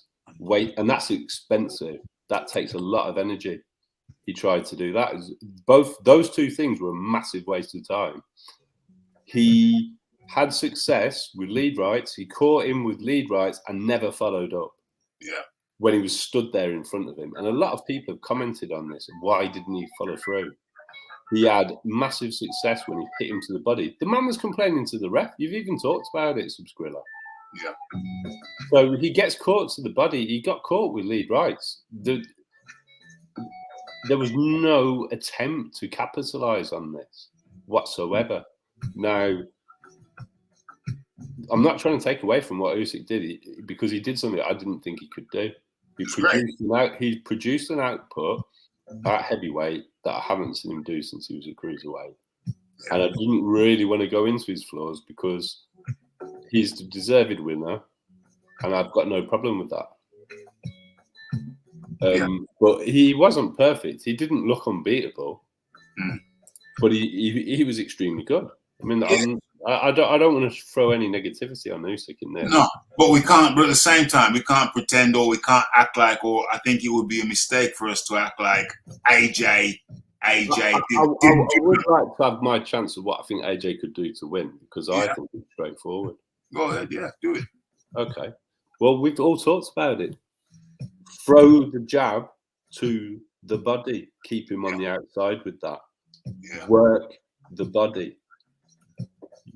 Get his foot positioning right. Clinch and lean on him. throw to the body. He'll actually use less energy. I don't think he needs to go up in weight. Joshua can stop Usyk to the body. There it is. I said it. Yeah, and I don't think he needs to go up in weight either. I think he didn't throw anything with conviction. Nothing. This is a mental issue. This has got nothing to do with weight and power. Mm. Now, is there uncertainty? Is he scared to get hit? Yeah. I don't know. Maybe there are some penalties. I think it's quite clear he is these days. Definitely more than he was. Can I chime in for a second? I agree. Something Well, not right. There's something not right. I don't know what it is. People have all got opinions on what it is. Yeah. I'm just saying I don't know. You've got Can I chime in for a second? But let me chime in before you chime in. Okay, folks, it's a very enjoyable show. I know, because I'm enjoying it as it happens. There's a lot of things you can do to support the show. And when you have a show as good as this, I think, there's certain things that you can do. You can hit that super chat button to show your support and become a sponsor of the show. This particular show, you can hit the share button, spread the word, spread the love, share the love. And you can hit the PayPal button. So there's a lot of things that definitely you can hit the like button. So there's a lot of things you can do to show your support for the show. This is good quality stuff. We're going in deep. We're not just skimming around the surface. We're going in deep, forensically deep. Yeah, deep incisions. Continue, John. Thank you. So the mental issue needs rectifying. Now, I'm somebody who doesn't really agree with the perceived wisdom about chins, because I've heard Sugar Ray Leonard talking about it. Leonard spoke about when he was coming back from Time's Up, he had to learn how to take a punch again. Mm. Chins are not the constant thing that people think that they are. Yeah, a chin isn't constant. It's not constant. It's not a straight line. And it can actually get better. That's the one thing that people don't understand, in my opinion. And I've heard a lot of boxers talk about it, but Leonard's one of the most notable ones. And he needs to decide what he wants to do, because if Anthony Joshua is going to continue to try for greatness, he's got to commit. He's got to commit. He's an ambassador now. He's a businessman. The business has got him the money. He doesn't need any more money. He's got enough money, and he's actually got a lot of business interests as well. That will probably keep him going. So if he's going to carry on getting punched in the head for a living, he needs to commit to that mentally. I'm not going to... I don't know whether he was hesitant because he couldn't land the jab, because that's something I'm suspicious of. If you're a jabber and you can't find a home for your jab, you can't do anything else. You neutralise. And I think there's every chance that's what happened to him. But what's disappointing is the corner was telling him to carry on doing it and telling him he was doing a good job. There were no adjustments made in this fight. I've seen AJ make adjustments. I've seen him make adjustments against Povetkin. I've seen him make adjustments against Dillian Whyte. I've seen him make adjustments against Vladimir Klitschko. In all three of those fights, he took heavy shots and showed dog. Now, this seems to have evaporated, and this is what he needs to work out. And I'm afraid Vladimir Klitschko, Dillian Whyte, in my opinion, that's not proven, but Povetkin is proven, all hit harder than Usyk. And he's taken very good shots off all three of them. Yeah. So he needs to make his mind up what he wants to do and commit to it. Either do what fight doctors recommending, retire, a wealthy man with your health intact, or fight on and challenge yourself for greatness, but commit to it. Mm. That's the biggest thing that he can actually do to win the fight. The other things are the straightforward things we've highlighted where we actually had success. And the only other thing is to jab to the body, something I've seen him do before. This boxing 1982 is making me laugh. Has Usyk been tested yet, Rafa? I don't think he's shown a history of bad tests, so I'm not really concerned about the testing. I'm sure he'll be fine. Yeah, John. So in a nutshell, could you put it in a nutshell, your keys to victory? The keys to victory are work the body, jab the chest, and commit to your power punches. And probably sack your team. Do you expect him to win the rematch? I know that's a different question, but I'm curious. Well, the trouble I've got with it, Subscriller, is I'm asking him to do things that I've seen him do before, and for whatever reason, he chose to not do them in this fight. Yeah, that initiative. The corner instructions were to not do them. But then I've seen him take matters into his own hands in other fights, and I don't understand whether that's the real issue about the Andy Ruiz loss. That when he had him down, he thought he could just go steaming in there, and he doubts himself on that front now, rather than being scared to be hit. He questions his own judgment, because he talked about the discipline of sticking to a game plan against Andy Ruiz in the rematch. And now he seems to slavishly stick to what the corners say, and they're not giving good instructions. That's my concern. I know everybody thinks he's just made of China and everything else, but this is a man that got off the deck from a straight right hand off Vladimir Klitschko. Yeah, One of the most proven knockout punches in heavyweight boxing, and he went on to knock the man out. Yeah, and I've got Fight Doctor saying he hasn't got intestinal fortitude on here and no chin. okay. I think there's questions, but I don't know what the. Yeah, I think he's got heart and chin, but there's a confidence issue for sure. But is it a confidence in his judgment, Subscriller? And then he's listening to 3 different people who are basically amateur trainers who think it's okay to lose an amateur fight because you can have another one in a week. And it's the point loss. That seems to be the attitude coming from the corner. Okay. Oh, wait, can I answer that? Can I answer that, please? All right, step in. I'm trying to get in, but carry on. So my response to John is that was then, this is now. So yeah, we saw Anthony Joshua get up off of the canvas against Vladimir Klitschko, but how long ago was that? And what has happened since? No, I'm agreeing with you though, Fight Doctor. Right. I agree with you. So see, here's the problem with Anthony Joshua and how he was brought up. Feasting on tomato can after tomato can after tomato can. Who was feasting? Tomato cans. Who was okay? Yeah, look at Anthony Joshua's resume prior to the Klitschko win. Deontay Wilder was gonna knock him out. And here we go again. The Anthony Joshua cheerleading contingent. No, whenever we start talking about, all right, you brought him up. So you brought him up. So pull up. I'm not even a big Anthony Joshua fan, but that's. Are you high, bro? Continue. Anthony Joshua. Crazy. Anthony Joshua's resume prior to the Klitschko fight is lined with tomato cans. How many fights are you talking him? How deep into his pro career are you talking him being? Yeah. How few amateur fights? So, what? No, hold up. Hold on. I'm making it clear. Anthony Joshua's resume prior to Vladimir Klitschko is lined with tomato cans. That's how. Joshua won won the heavyweight championship on his 16th or 17th fight. I thought it was 15. 50 on his 15th fight, and so how are you questioning? Are you saying that in his build-up to his first championship win? Who were they meant to throw him in with in his first 15 fights? That's what I'm trying to gauge. Like what heavyweights at that point are fighting who? Yeah. But let's be honest. What is your comparison to? So the point that I'm making is this. Is that early in his career he didn't meet any real resistance. Now, yes, he met some resistance from Vladimir, but Vladimir was an old man. No.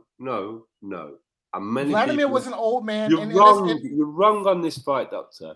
Many people have highlighted Dillian White hitting him in the second round and stopping him in his tracks with a left hook. A left hook that's knocked a lot of people out. He fought an unbeaten prospect, something that is a good way to meet some resistance on your way up. A decent unbeaten prospect who's actually turned out to be highly ranked after losing to Joshua and getting completely sparked by him, but it did hurt Joshua along the way. So yes, he did meet resistance. And there's a bit of And then one of revisionist the history other here as well. people- All right. And then So one of the other people that he fought prior to fighting Vladimir Klitschko was a common opponent to Deontay Wilder, who wasn't just a common opponent, he was actually a world title defense in Eric Molina. He also fought Brazil, who was an unbeaten prospect at the time. all right. All right. Well, it's neither here nor there. The point that I'm trying to make is that was then, this is now. And that guy, right? The guy who got up from the Klitschko right hand, he clearly doesn't exist anymore. No, you can't say that. Well, Oh yes, I can. Oh yes, I can. can't Oh say yes, I that. can. No, you And can't here's say the reason why. And here's the reason why I can say that. One is he checked out of the Ruiz one fight mentally. No, he we checked talked out. about that before. We talked about that before. Okay. Well, you asked a question. I'm giving an answer. Okay. He mentally checked out of the Ruiz one fight, and he never checked in mentally to the fight Saturday night. Well, I agree. He was never in the fight.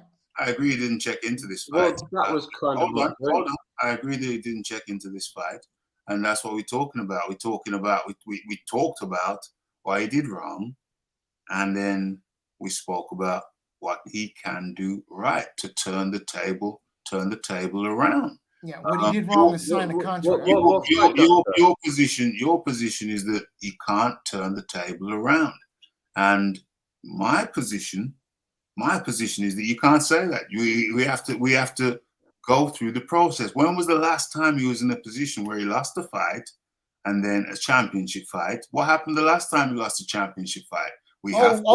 May I answer that question, please? We have to acknowledge that he turned the tables around. May I answer that question, please? Carry on. Okay. Ruiz 2. The same guy didn't show up for the rematch in Andy Ruiz. No. I would agree that rematch was tainted, and I think the same was the case with the White fight. I still give both of them absolute props for taking the immediate rematches, but both in the case of the Povetkin 2 and Ruiz 2, that tainted it for me. That did taint it a lot. The fact that both of them were in horrendous shape. That though, Subsquilla, is you can only fight what's in front of you. I agree with that. And I agree. John is right. You can only fight what's in front of you, and it's not Joshua's fault that Ruiz chose not to show up for the rematch. I agree. Question is, will Usyk show up for the rematch? Well, that's the question. The thing is, Fight Doctor, when you actually sort of were responding to what I was saying, that's my whole question about this situation. What I saw from AJ then, I need to see from him again. And if he can't commit to doing that anymore, then he's got enough money to retire. That's actually what's said. So I'm not sure we were really disagreeing. It's just you're adamant that it's not possible. And I'm asking the question, can he do it? Which is a very different thing. But I'm not saying he will. Listen, I'm not saying he will be the same person that got up from Vlad's straight right hand. Mike Tyson he needs to have a word with himself if he's going to carry on boxing and decide if he is that person still. And we need to see it. So, John, can I just Mike ask Tyson, you if I could just make a point real quick. Mike Tyson, the guy who Anthony Joshua models himself after, right? Mike Tyson was never the same after February 1990. He was never the same guy, right? I suspect something similar has happened here. This guy that you all are talking about, who got up from the Klitschko right hand, he's gone. Well, he's not coming back. That out, although he didn't spend a lot of time shoving coke up his nose and doing a load of other bad things that are detrimental. He also didn't spend 3 years in prison. Yeah, exactly. So. Yeah, well, and he isn't Mike Tyson. So and there's other things about Mike Tyson as well. Mike Tyson can only fight one way because of his dimensions. And once people got wise to that, once you got Mike past 6 rounds, you stood a lot better chance of beating him because he was an explosive, fast fighter because he's 5'10". It's not relevant.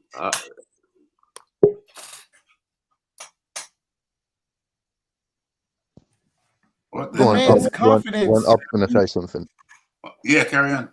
Yeah, I was just going to say, just ask John quickly. I can kind of see a tiny bit of what Fight Doctor is saying. Because yes, in that Klitschko fight, before and after AJ got put down, he was eating some bombs. So his chin, he definitely showed a chin in that fight. But yes, on Saturday, he got hurt by straight left in the third early in the fight by Usyk, who is not a famed puncher from the cruiserweight division. So I think there might have been some deterioration in his chin. No. Whether that's mental scars, I don't know, but his legs definitely did a dance. Yeah. I'm gonna have But to. there were several points in that fight where his legs looked shaky, in my view. I'm gonna have to watch the fight back. No The time. thing I'm gonna have to watch the fight back. There was some trips. There was The some. trip was the fourth round at the yeah. very start of the fourth round. The The third round is when he got hurt. There was some trips. There was some stumbles. I can't say that I would agree that he was floating around the ring like Bambi on ice, because you have to remember that you know we talked about the pluses for Usyk, but yeah, there were pluses for Joshua, and so even though they were few and far between, the whole point that I'm trying to make is that you know there are avenues for Joshua to win the rematch. There are avenues, and so we can't pretend as if that doesn't exist. Joshua did not much, but he still picked up around 4 rounds. We can't overlook that. Usyk hits with precision. Yes, he does. The question was actually put to me, and I just wanted to answer Ayob's on that, if I can. What was the question? About his chin. Yeah, I mean, but you know, I mean, yeah, of course you can answer the question. So, I think he did get hurt, but at no point did I ever think that Usyk was going to knock him out. And again, is it a commitment issue?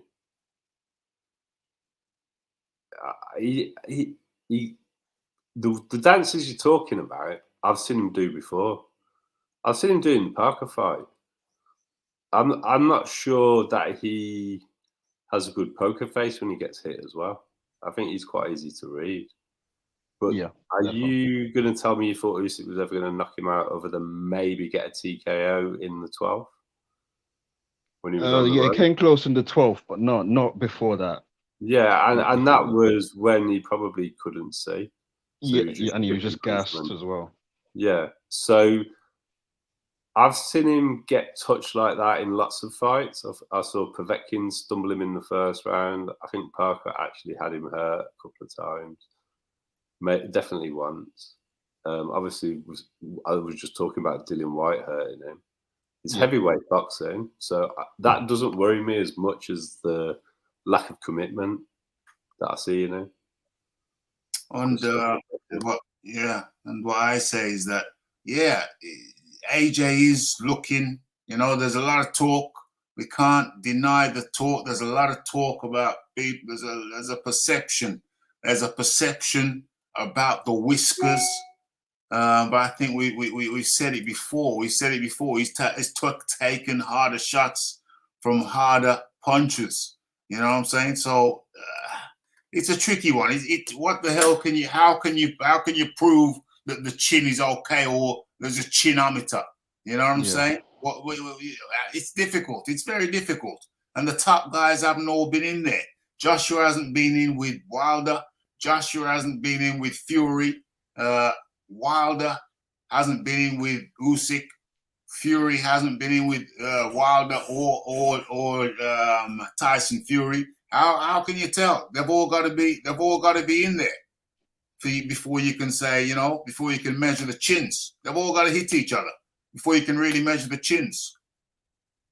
Well, I mean, I was talking about comparing AJ to his old self because I mean, none of the top three really.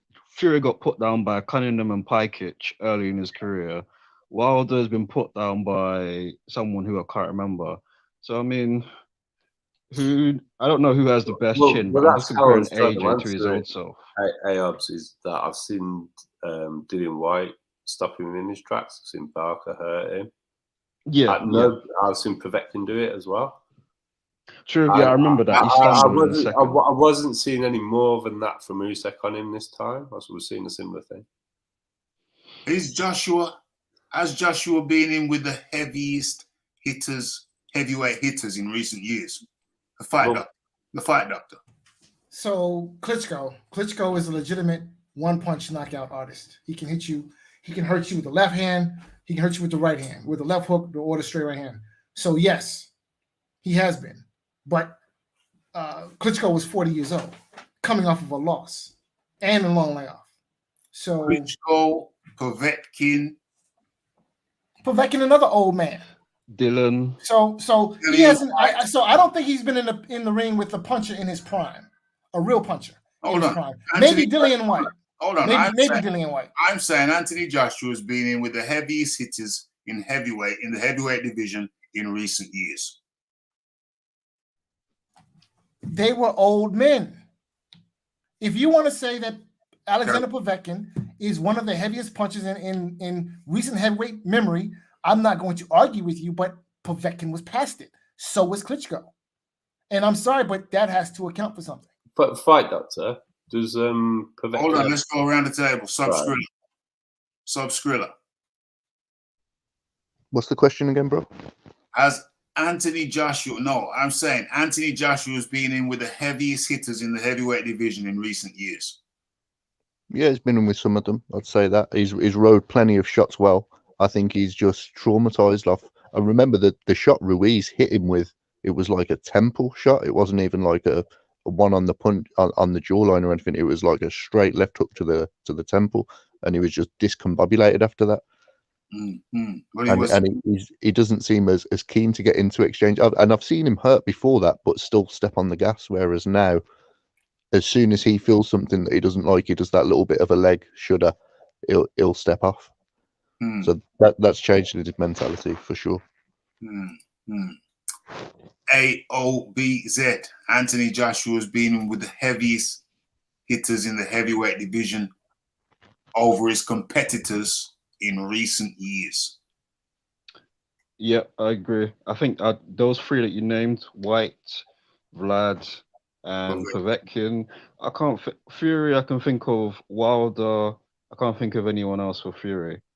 And Wilder, Luis Ortiz, I can't think of anyone else. And Ortiz is not even, in my opinion, he's not a proven puncher. So I'd say yes. John D. Lee. Well, yeah. I mean, I don't think there's any doubt. The only thing I was going to point out to fight doctor is pretty certain Povetkin managed to knock out Dillian White after he fought Joshua. So that proves the old adage. Yeah, that proves nothing. Hold on, you're interrupting me, fight doctor. That proves the old adage that power is the last thing to leave a fighter. So this harping on about them being old doesn't really affect their power.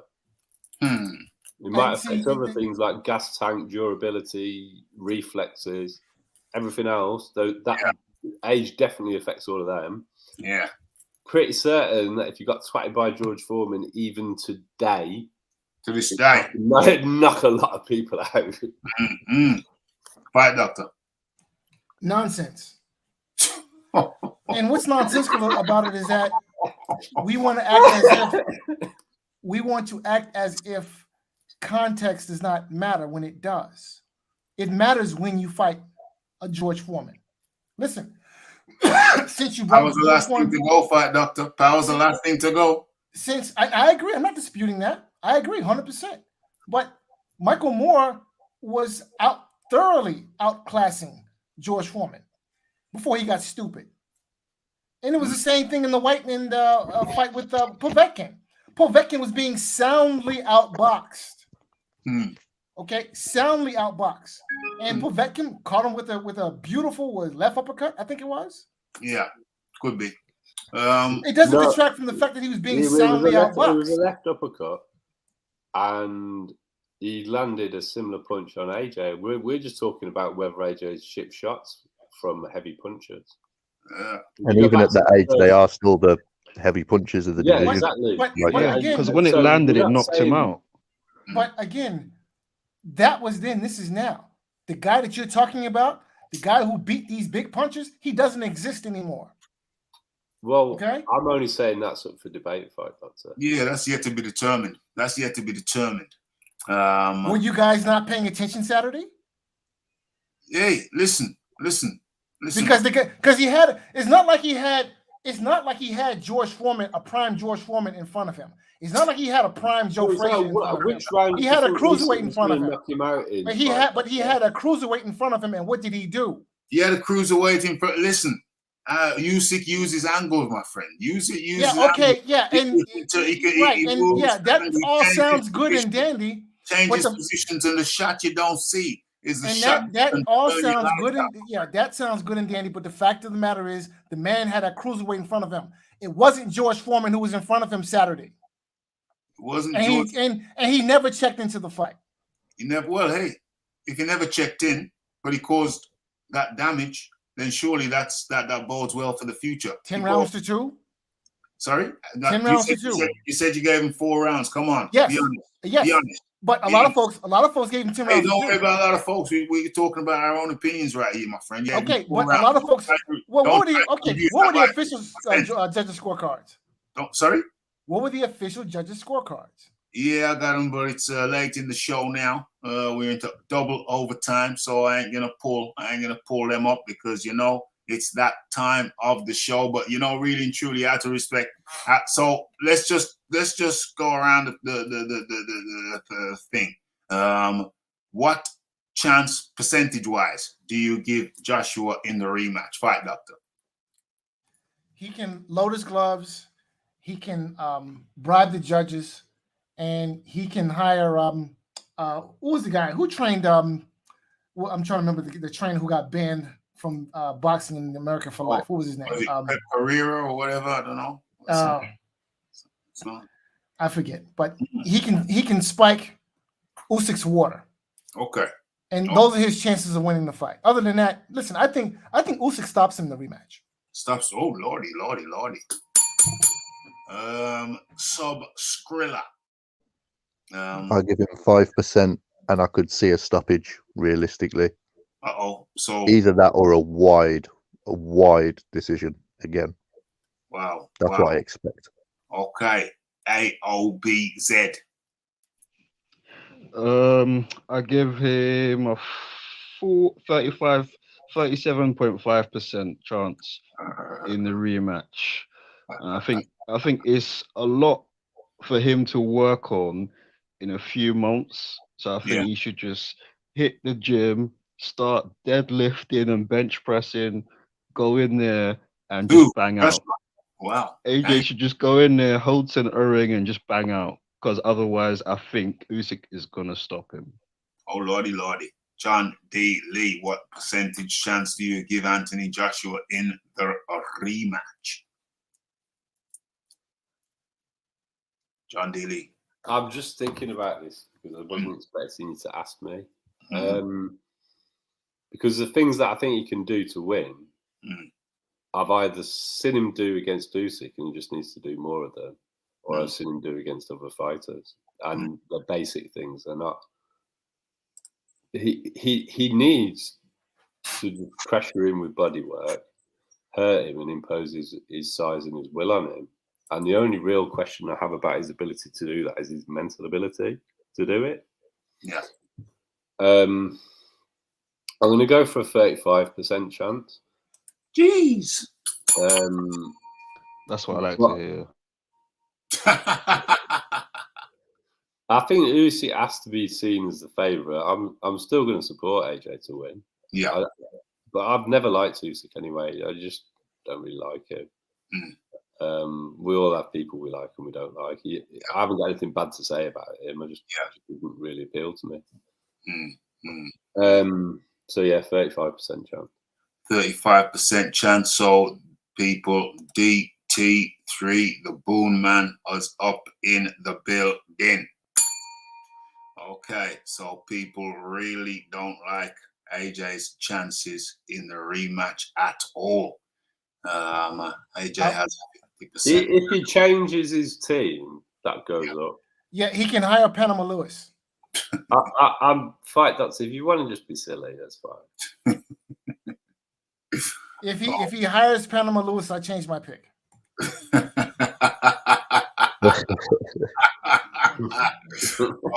OMG, fight doctor. Fight doctor, I keep on telling you, you gotta soak them mushrooms longer.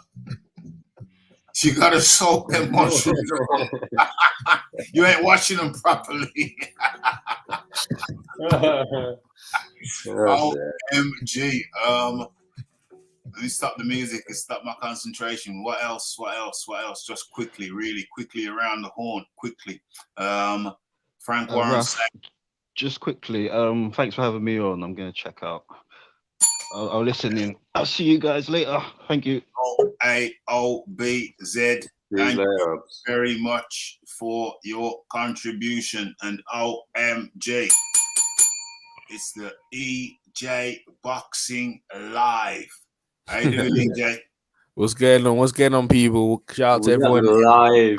No, because he tells me off every time I don't say live. That's right. That's why. See, I was live, before they actually live stream. So let's put it like that, bro. Yeah, shout out to everyone in the chat. Shout out to everyone on the panel. Bro, you see this picture here? That's what AJ needs to revert back. The same guy, when they told him to go out and box Vladimir Klitschko, you know what I mean? And it wasn't working. He turned into this guy. This is AJ's favorite fighter. That's like this picture right here. So I got it right here. AJ's favorite fighter. That's the one when he starts letting the bombs go until you hit the deck. That's who he needs to be, bro. These people changed this guy into a boxer and they forgot who he is, bro. They slimmed him down, drained him, made him go 12 rounds, trying to put hey Johnny Nelson. Oh, wouldn't it be great if Anthony Joshua could outbox the master boxer? Wouldn't he get great credit? Nah, man, be who you be, bro. Be who you been. Being that, bro. The mentality of the Mike Tyson. That's what he needs to bring back. And I believe he will bring that back. He gonna come in. When he fought Vladimir, he was 250. He needs to be around 250 again, and he needs to throw bombs, bro. He needs to work on combinations. I'm so pissed off, that when I went to the gym, the amateurs, I had them throwing combinations in the flurry. So what I mean, like, so the normal shadow box, and I had them opening up. So throwing combinations. So I had seconds like 5 or 10, 15, 20-second bursts, right? In their shadow box. And so they get used to opening up. Then after that, I put them in like a circle around their feet and I had them doing that. Then I had them on the back doing the same thing. This is all repetition. What they had Anthony Joshua doing, if you can see in his workout, they had him like moving around and stuff like that. They never had him standing there throwing significant combinations. This is a travesty, bro. This is a travesty. I mean, I watched this big giant getting beat down in the last round, and Usyk put a stamp on him to let him know that in the rematch, you see how I beat you in the last round? When you come out, I'm going to do that again. I couldn't believe it, bro. It hurts me, bro. I ain't going to lie. EJ, while you're here, what do you think about the McCracken situation, and who do you think you should have as a coach? Hey, well, I was talking to Coach G, and Coach G, shout out to Coach G. He's down there. He used to be in Finchley. He said they have 3 coaches. I didn't know that AJ had 3 different coaches. He has a coach from Cuba. He has another one who coaches Ben Whitaker, and you have Rob McCracken. And Rob McCracken was in, I believe, in Tokyo. So AJ had all these guys training him different things, right? And I was like, wow. And they're not just normal coaches; they're actually head coaches. Yeah. So you got too many cooks in the kitchen, and I didn't know that. And that's where all the confusion is coming from. That is way too many. All right. Another thing as well, I didn't know, the AJ only trains in amateur gyms. Now people might think no one care about that, but bro, that makes a difference. You're around the amateur system, and he fought that way as well. You know what I mean? You're a professional athlete, bro. Your job is to bring professionals in. Lennox Lewis had a camp. He had it down in St. Pancras. You know what I'm saying? So you need a camp where you got guys coming, you need knowledgeable people speculating on what guys. Robert McCracken and these guys have gone as far as they can be, bro. that he needs to go, bro. And this bullshit can't happen again. I'm telling you. You know what? It is bad, man. It is very, very bad. Now, let's not take no credit from Usyk. Usyk, who is who he was been, yeah? A good, slick southpaw. But, bruh, like, look, AJ barely hit him, right? And the guy's face was marked up. And AJ never trained to knock him out. When you go against a small guy, you have to train to knock him out. When Joe Louis went against Billy Conn was doing the same thing. And Billy Conn was a light heavyweight champion. He was outpointing him. 13th round. But Billy Conn, yeah, right? Billy Conn, Joe Louis said in the fight, he can run, but he can't hide. And he was styling Joe Louis. Joe Louis caught up with him, put a combination and decked him. I could go furthermore. Jack Dempsey versus Gene Tunney. Gene Tunney was styling on him. Jack Dempsey beat him in the first, but outpointing him. He getting the rematch.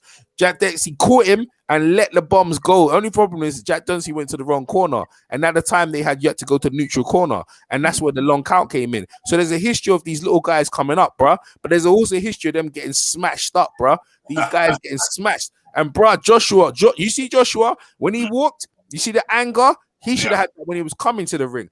Hey, Mike Tyson mentality. Mike Tyson mentality, bro. I will piss. Real talk, like, I ain't gonna lie to you. You know what? I like AJ. I like Wilder. I already said I like Fury, but I don't like this bullshit. I ain't having it. You know what I mean? I ain't having this bullshit.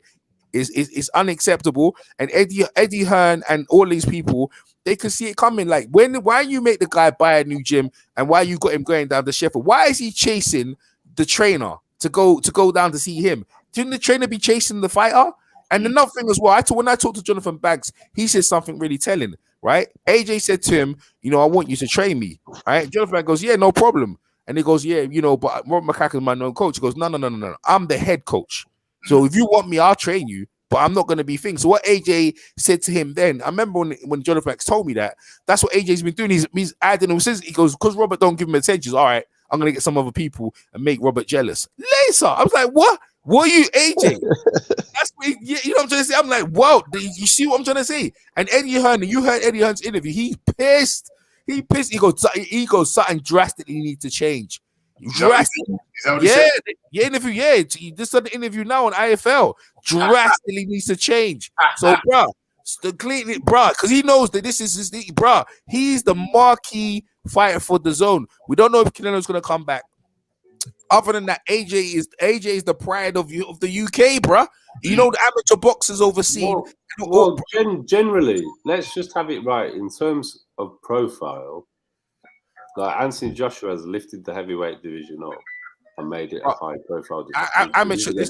Amateur boxing, brethren, right? Amateur boxing. Anthony Joshua is the standard bearer, bro. He's the standard bearer before no one else because he bigs up the amateur boxing. I understand that, but stop talking about he's on. You remember McCracken? You hear him after the fight? He said to him, Radio Raheem, check out Radio Raheem's interview. This is what he said. You threw him under the bus totally. No. This is his mindset. This is why I say he needs to get rid of Bob McCracken because he still sees AJ as the amateur. He goes, isn't it amazing? I can't believe that. This is what he said. Radio Raheem was interviewing. He goes, and this is what he said. I can't believe that AJ's even done 10 defenses. It's amazing. I'm like, what? Then they asked him about Usyk. Oh, he's amazing. Usyk, he was giving so much credit to Usyk. So what he's been doing, they've been tearing down AJ and boosting up bloody Usyk. That's too much respect for Usyk. When she was in there and just talking to him. Which trainer would you like to see him go to? EJ? I think Mayweather Senior, but I think you know what made me laugh. I was listening to Drew Titan. He said he should go with Mark Breland. I was laughing my head off, bro. I said he's trolling, bro. But at the same time, Mark Breland. Hey, you know what? Mark Breland is a calm guy. You know what I mean? And maybe he gets back. I mean. Hey, it's not far out, but I thought Mayweather Senior would be good for him. You need someone to ready to tell him, like, bro, there was never urgency in the corner. Yo, you're losing the round. AJ, you're losing, you're blowing it, kid. You're blowing it, kid. Yo, you know what I'm saying? Because you know what I'm saying? You never done an urgency. Say, yo, get off the tool. They drained him out in his weight. They made him chase this guy around the ring. The footwork was awful. And then you hear in the corner, this is the worst thing. AJ, you're doing good. Did you hear the comments? Did you hear the guy in the corner? One of them trainers. That's Joby Clayton. That's the one that trained. Oh my God, you're doing wonderful. My good gosh, man. This is the madness, bro. Madness. And you know, Wilder and Fury, all they've done is grown confidence in that. If they ever catch up with AJ, bro, it's the aura of the invincibility, yeah. bruv, it's bruv. I ain't gonna lie to you. Everyone and their mother thinks they can walk up to AJ and slap him in his face. I heard some guy on Instagram, yeah, saying, bruv, AJ's a disgrace, bruv. If I see him, I'm gonna slap him in his face. I say, whoa, bruh. People are talking reckless, bruh. People are talking reckless. Yeah, but anyway, you know, shout out to everyone in the chat. Shout out to Rafi Dawkins. I'm off, man. Take care, guys. Peace. Yeah, that was EJ. EJ came in and dropped some gems. Yeah, and the Rob McCracken thing. Yeah, Rob McCracken's he's got two jobs. He's the amateur trainer. He's the amateur trainer first, and then AJ's trainer.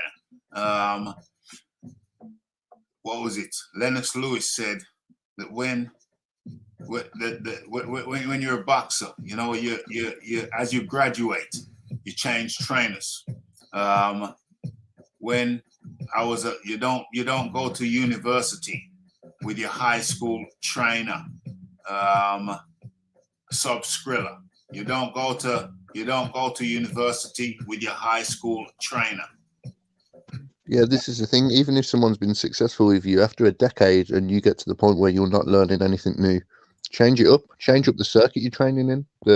That's what I was saying about going to America, the pool of talent for sparring partners, everything like that over there.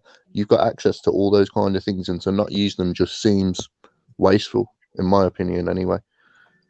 Yeah. And it's more damaging when the guy in the corner particularly doesn't seem to have given you any advice of any value, or told you you're doing really well, then throws you under the bus after the fight, when he was the one giving you that instruction to begin with. Big time. Then it's time to move on, 100%. It's time to move on. You don't go to university with your high school trainer, John D. Lee. Definitely not. I'm really just looking at ideas of who to get. I actually like Jonathan Banks. I like there's a few. Jonathan Banks would be fine. I like Salas. I like Shane McGuigan.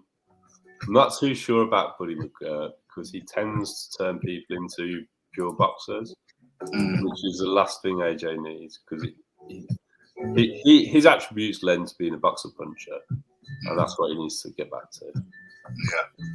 Yeah. The fight doctor. Joshua needs to retire. Okay. What else is there? Damn. We okay. Let's try and see if we can do this. My view is. What do I think? Percentage views.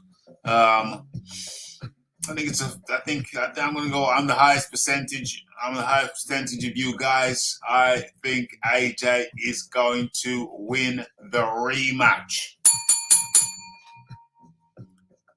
You say, what the hell are you saying, Rafa? No. I'm pleased you said that, Rafa. That's cool. Is that heart or is that head, or is it a mix, you reckon? It's a mix. That's cool. That's cool. What it is that I think that we have seen Usyk on his finest day, potentially. And we've also seen AJ on one of his worst days. Historically, we've only seen this situation once before with AJ when he goes into a rematch. He went into the rematch and he totally revamped his game. So we have to know there is a potential for AJ to come in and right the wrongs. He's been in there. He knows where he did wrong. He knows the speed of Usyk. So Usyk hasn't seen the best Joshua, but Joshua may have seen the best Usyk. And remember, as bad as it may have looked, there's only minor modifications needed by Joshua. Fundamentals. But I've always talked about the fundamentals. I've said on this show multiple times. In any combat sports, you only need to learn the fundamentals to be good. But to be good, you have to have the fundamentals. So the fundamentals are very simple. Lead foot on the outside. Move to your left. Utilize the straight right down the pipe. Utilize the left hook. Utilize the body work You say, well, how does Joshua win? Joshua wins by body work. If Joshua puts consistent body work on Usyk, I'm telling you now, he knocks Usyk out by body shots. Go ahead. Call me crazy. That's I'm not calling you crazy. Because we're only talking about AJ doing things I've seen him do. Yeah. The main reason that I didn't go for an AJ victory in the rematch is because I don't trust the team. Because this team came up with the most ridiculous game plan on the planet. He has to change his team. He has to change his team for my prediction to come through, I think. But something's got to change. Seriously got to change. I don't trust Rob McCracken to steer the ship anymore. He doesn't seem to care. He don't seem to care. He's lethargic. Didn't seem bothered about it at all. He's lethargic. I honestly think that McCracken has to walk away because AJ, like EJ mentioned, he's training in the amateur system. He's training in the Team GB gym, which is an amateur gym. He shouldn't be there. I don't even know if he should be allowed to be there. He's not an amateur. He's a professional. Okay, it's great for the sport and everything, but he should have his own professional camp. He should have his own professional camp. Some people have said it's money. I mean, I find it hard to believe, but hey, who knows? Some people have said it's just cheaper for him to train there. So he don't want to set up his own camp because it's cheaper. I hate to think that, but some people have said that. Skrilla, I know you want to say something. Yeah, he's not protecting his fighter. He's watching him get broke up, pieced up, and then just not giving him any advice and then throwing him under the bus for it after. McCracken has to go. Move on, man. McCracken has to go. Everybody says and then if it is a case where he doesn't, Joshua's got to take some more initiative, like throw into the body, which Rob weren't telling him to do. Noticing it's working, sticking with it.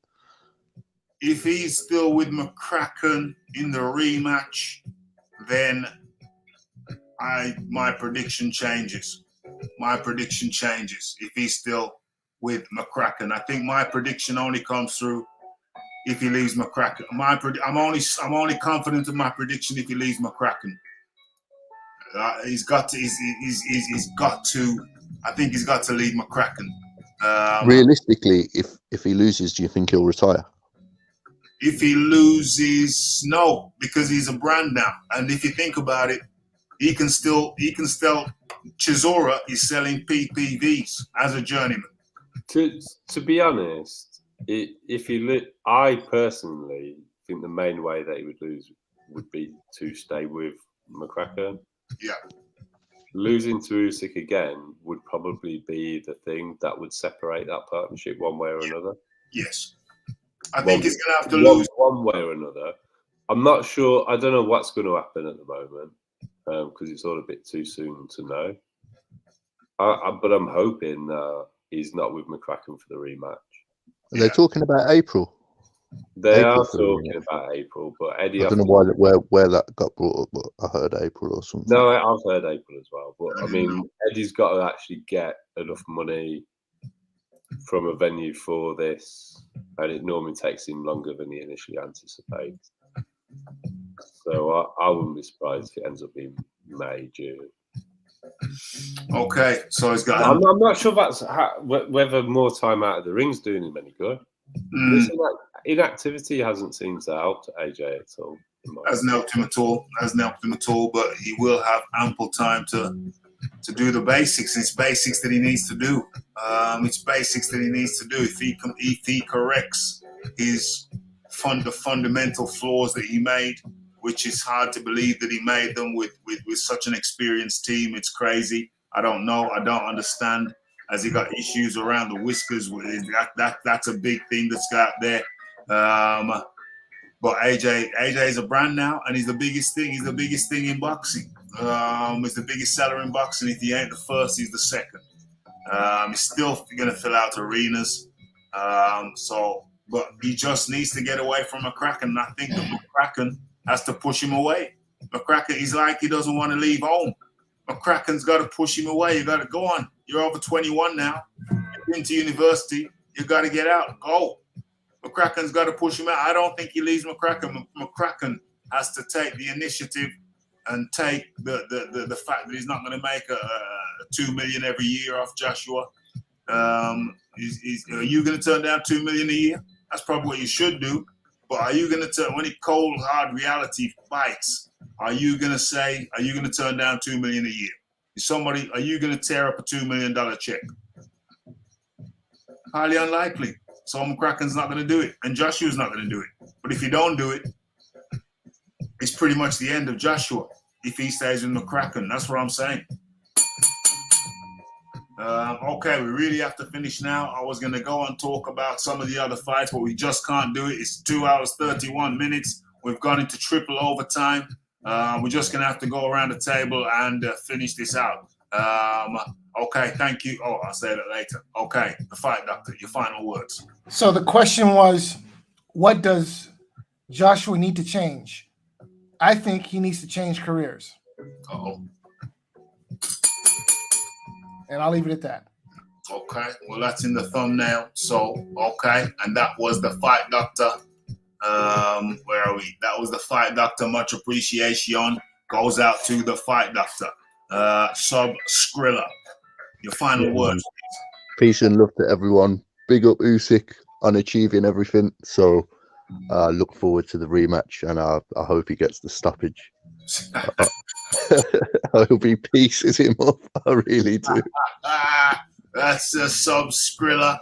Thank you to Sub Skrilla. And yeah, we do need a Usyk representative, and that was Sub Skrilla. Thank you very much. Okay, and the John D. Lee, your final words, please. Well done to Usyk. I'm not really classing David Haye as someone who went up and won a heavyweight title, so he's up there with Evander Holyfield in terms of achievements. Yeah, not quite. Evander never got undisputed at heavyweight, did he? I think he got 3 belts and fought for the undisputed against Lennox, and it was a draw and a loss, wasn't it? Heavyweights. It doesn't say undisputed on the graphic I'm looking at. Age of heavyweight debut, Pinkland Thomas. Nah, it doesn't say undisputed. Hold on, he did get undisputed. Yeah, he fought for it, but didn't he get a draw? Hold on, let me bring up the graphic. No momento. Because I'm pretty certain when he fought Lennox Lewis, Lewis had 1 title and Evander had the others. Let me the blow. First fight was a draw, and then Lennox became undisputed afterwards in the rematch. It says titles won WBC, WBA, IBF, undisputed. On my graphic. I can't actually see it. Yeah, I can see it. All right. Anyway. That's what it says there. So it does say undisputed, yes. Anyway, the point that I'm really trying to make is well done to Usyk. Yes. We can talk about the rematch on another occasion. I think Usyk deserves his flowers for that. 100% give Usyk his flowers, and that was the John D. Lee. Thanks, man. Much appreciation goes out to the John D. Lee, the Sub Skrilla, the Fight Doctor, AOBZ, Phil Walker. Have I missed anyone? I hope not. Yeah,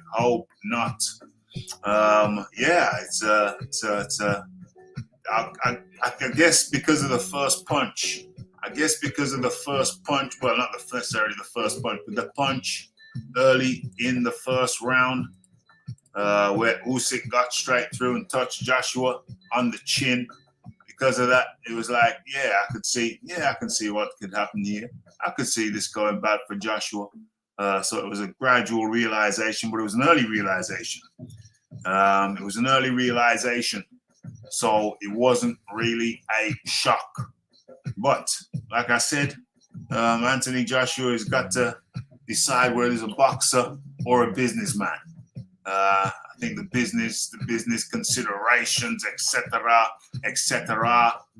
came to the fore, and it's got to make a decision. It's got to make a choice: boxer or businessman. And also, I don't think Rob McCracken He's got 2 jobs. You don't go to university with your high school teacher. You just don't do it. I don't know what kind of hold Rob McCracken's got on Joshua or vice versa, whatever. But I think the relationship now, they can remain friends, but they really do need to separate. They really do need to separate. McCracken has taught Joshua all he can. Now Joshua's got to move on to another teacher. Maybe Rob was something of a university teacher, but now he's going for his PhD. Now he's going for his master's. Now he's got to change. Now he's got to change his camp. There's no question about it. If Joshua wants to reign supreme again, just got to change it up. It's got to change it up. It's that simple. That's the reality. AJ should live stream Raphael Dawkins. AJ should live stream Raphael Dawkins Combat Radio in his next fight and take advice during the rounds. Rob, no drawing board McCracken. Okay, folks. We've done it. We've got through it. It's been a long one. Triple overtime. But yeah, okay. I hope you enjoyed it. I certainly did. Hit all of the good buttons. And tell a friend to tell a friend to tell a friend. The like button, the share button, all of them. And yeah, we'll be back in the week with more Boxing Talk with Rafi. And in the meantime, it's the like, it's the subscribe, it's the comments, it's the shares. It is the hitting that bell icon to stay updated with news and notifications. And don't forget about the live show. Don't forget to follow me on Twitter. It's the Raphael Dawkins. It's the Combat Radio. And we're out. Blessed.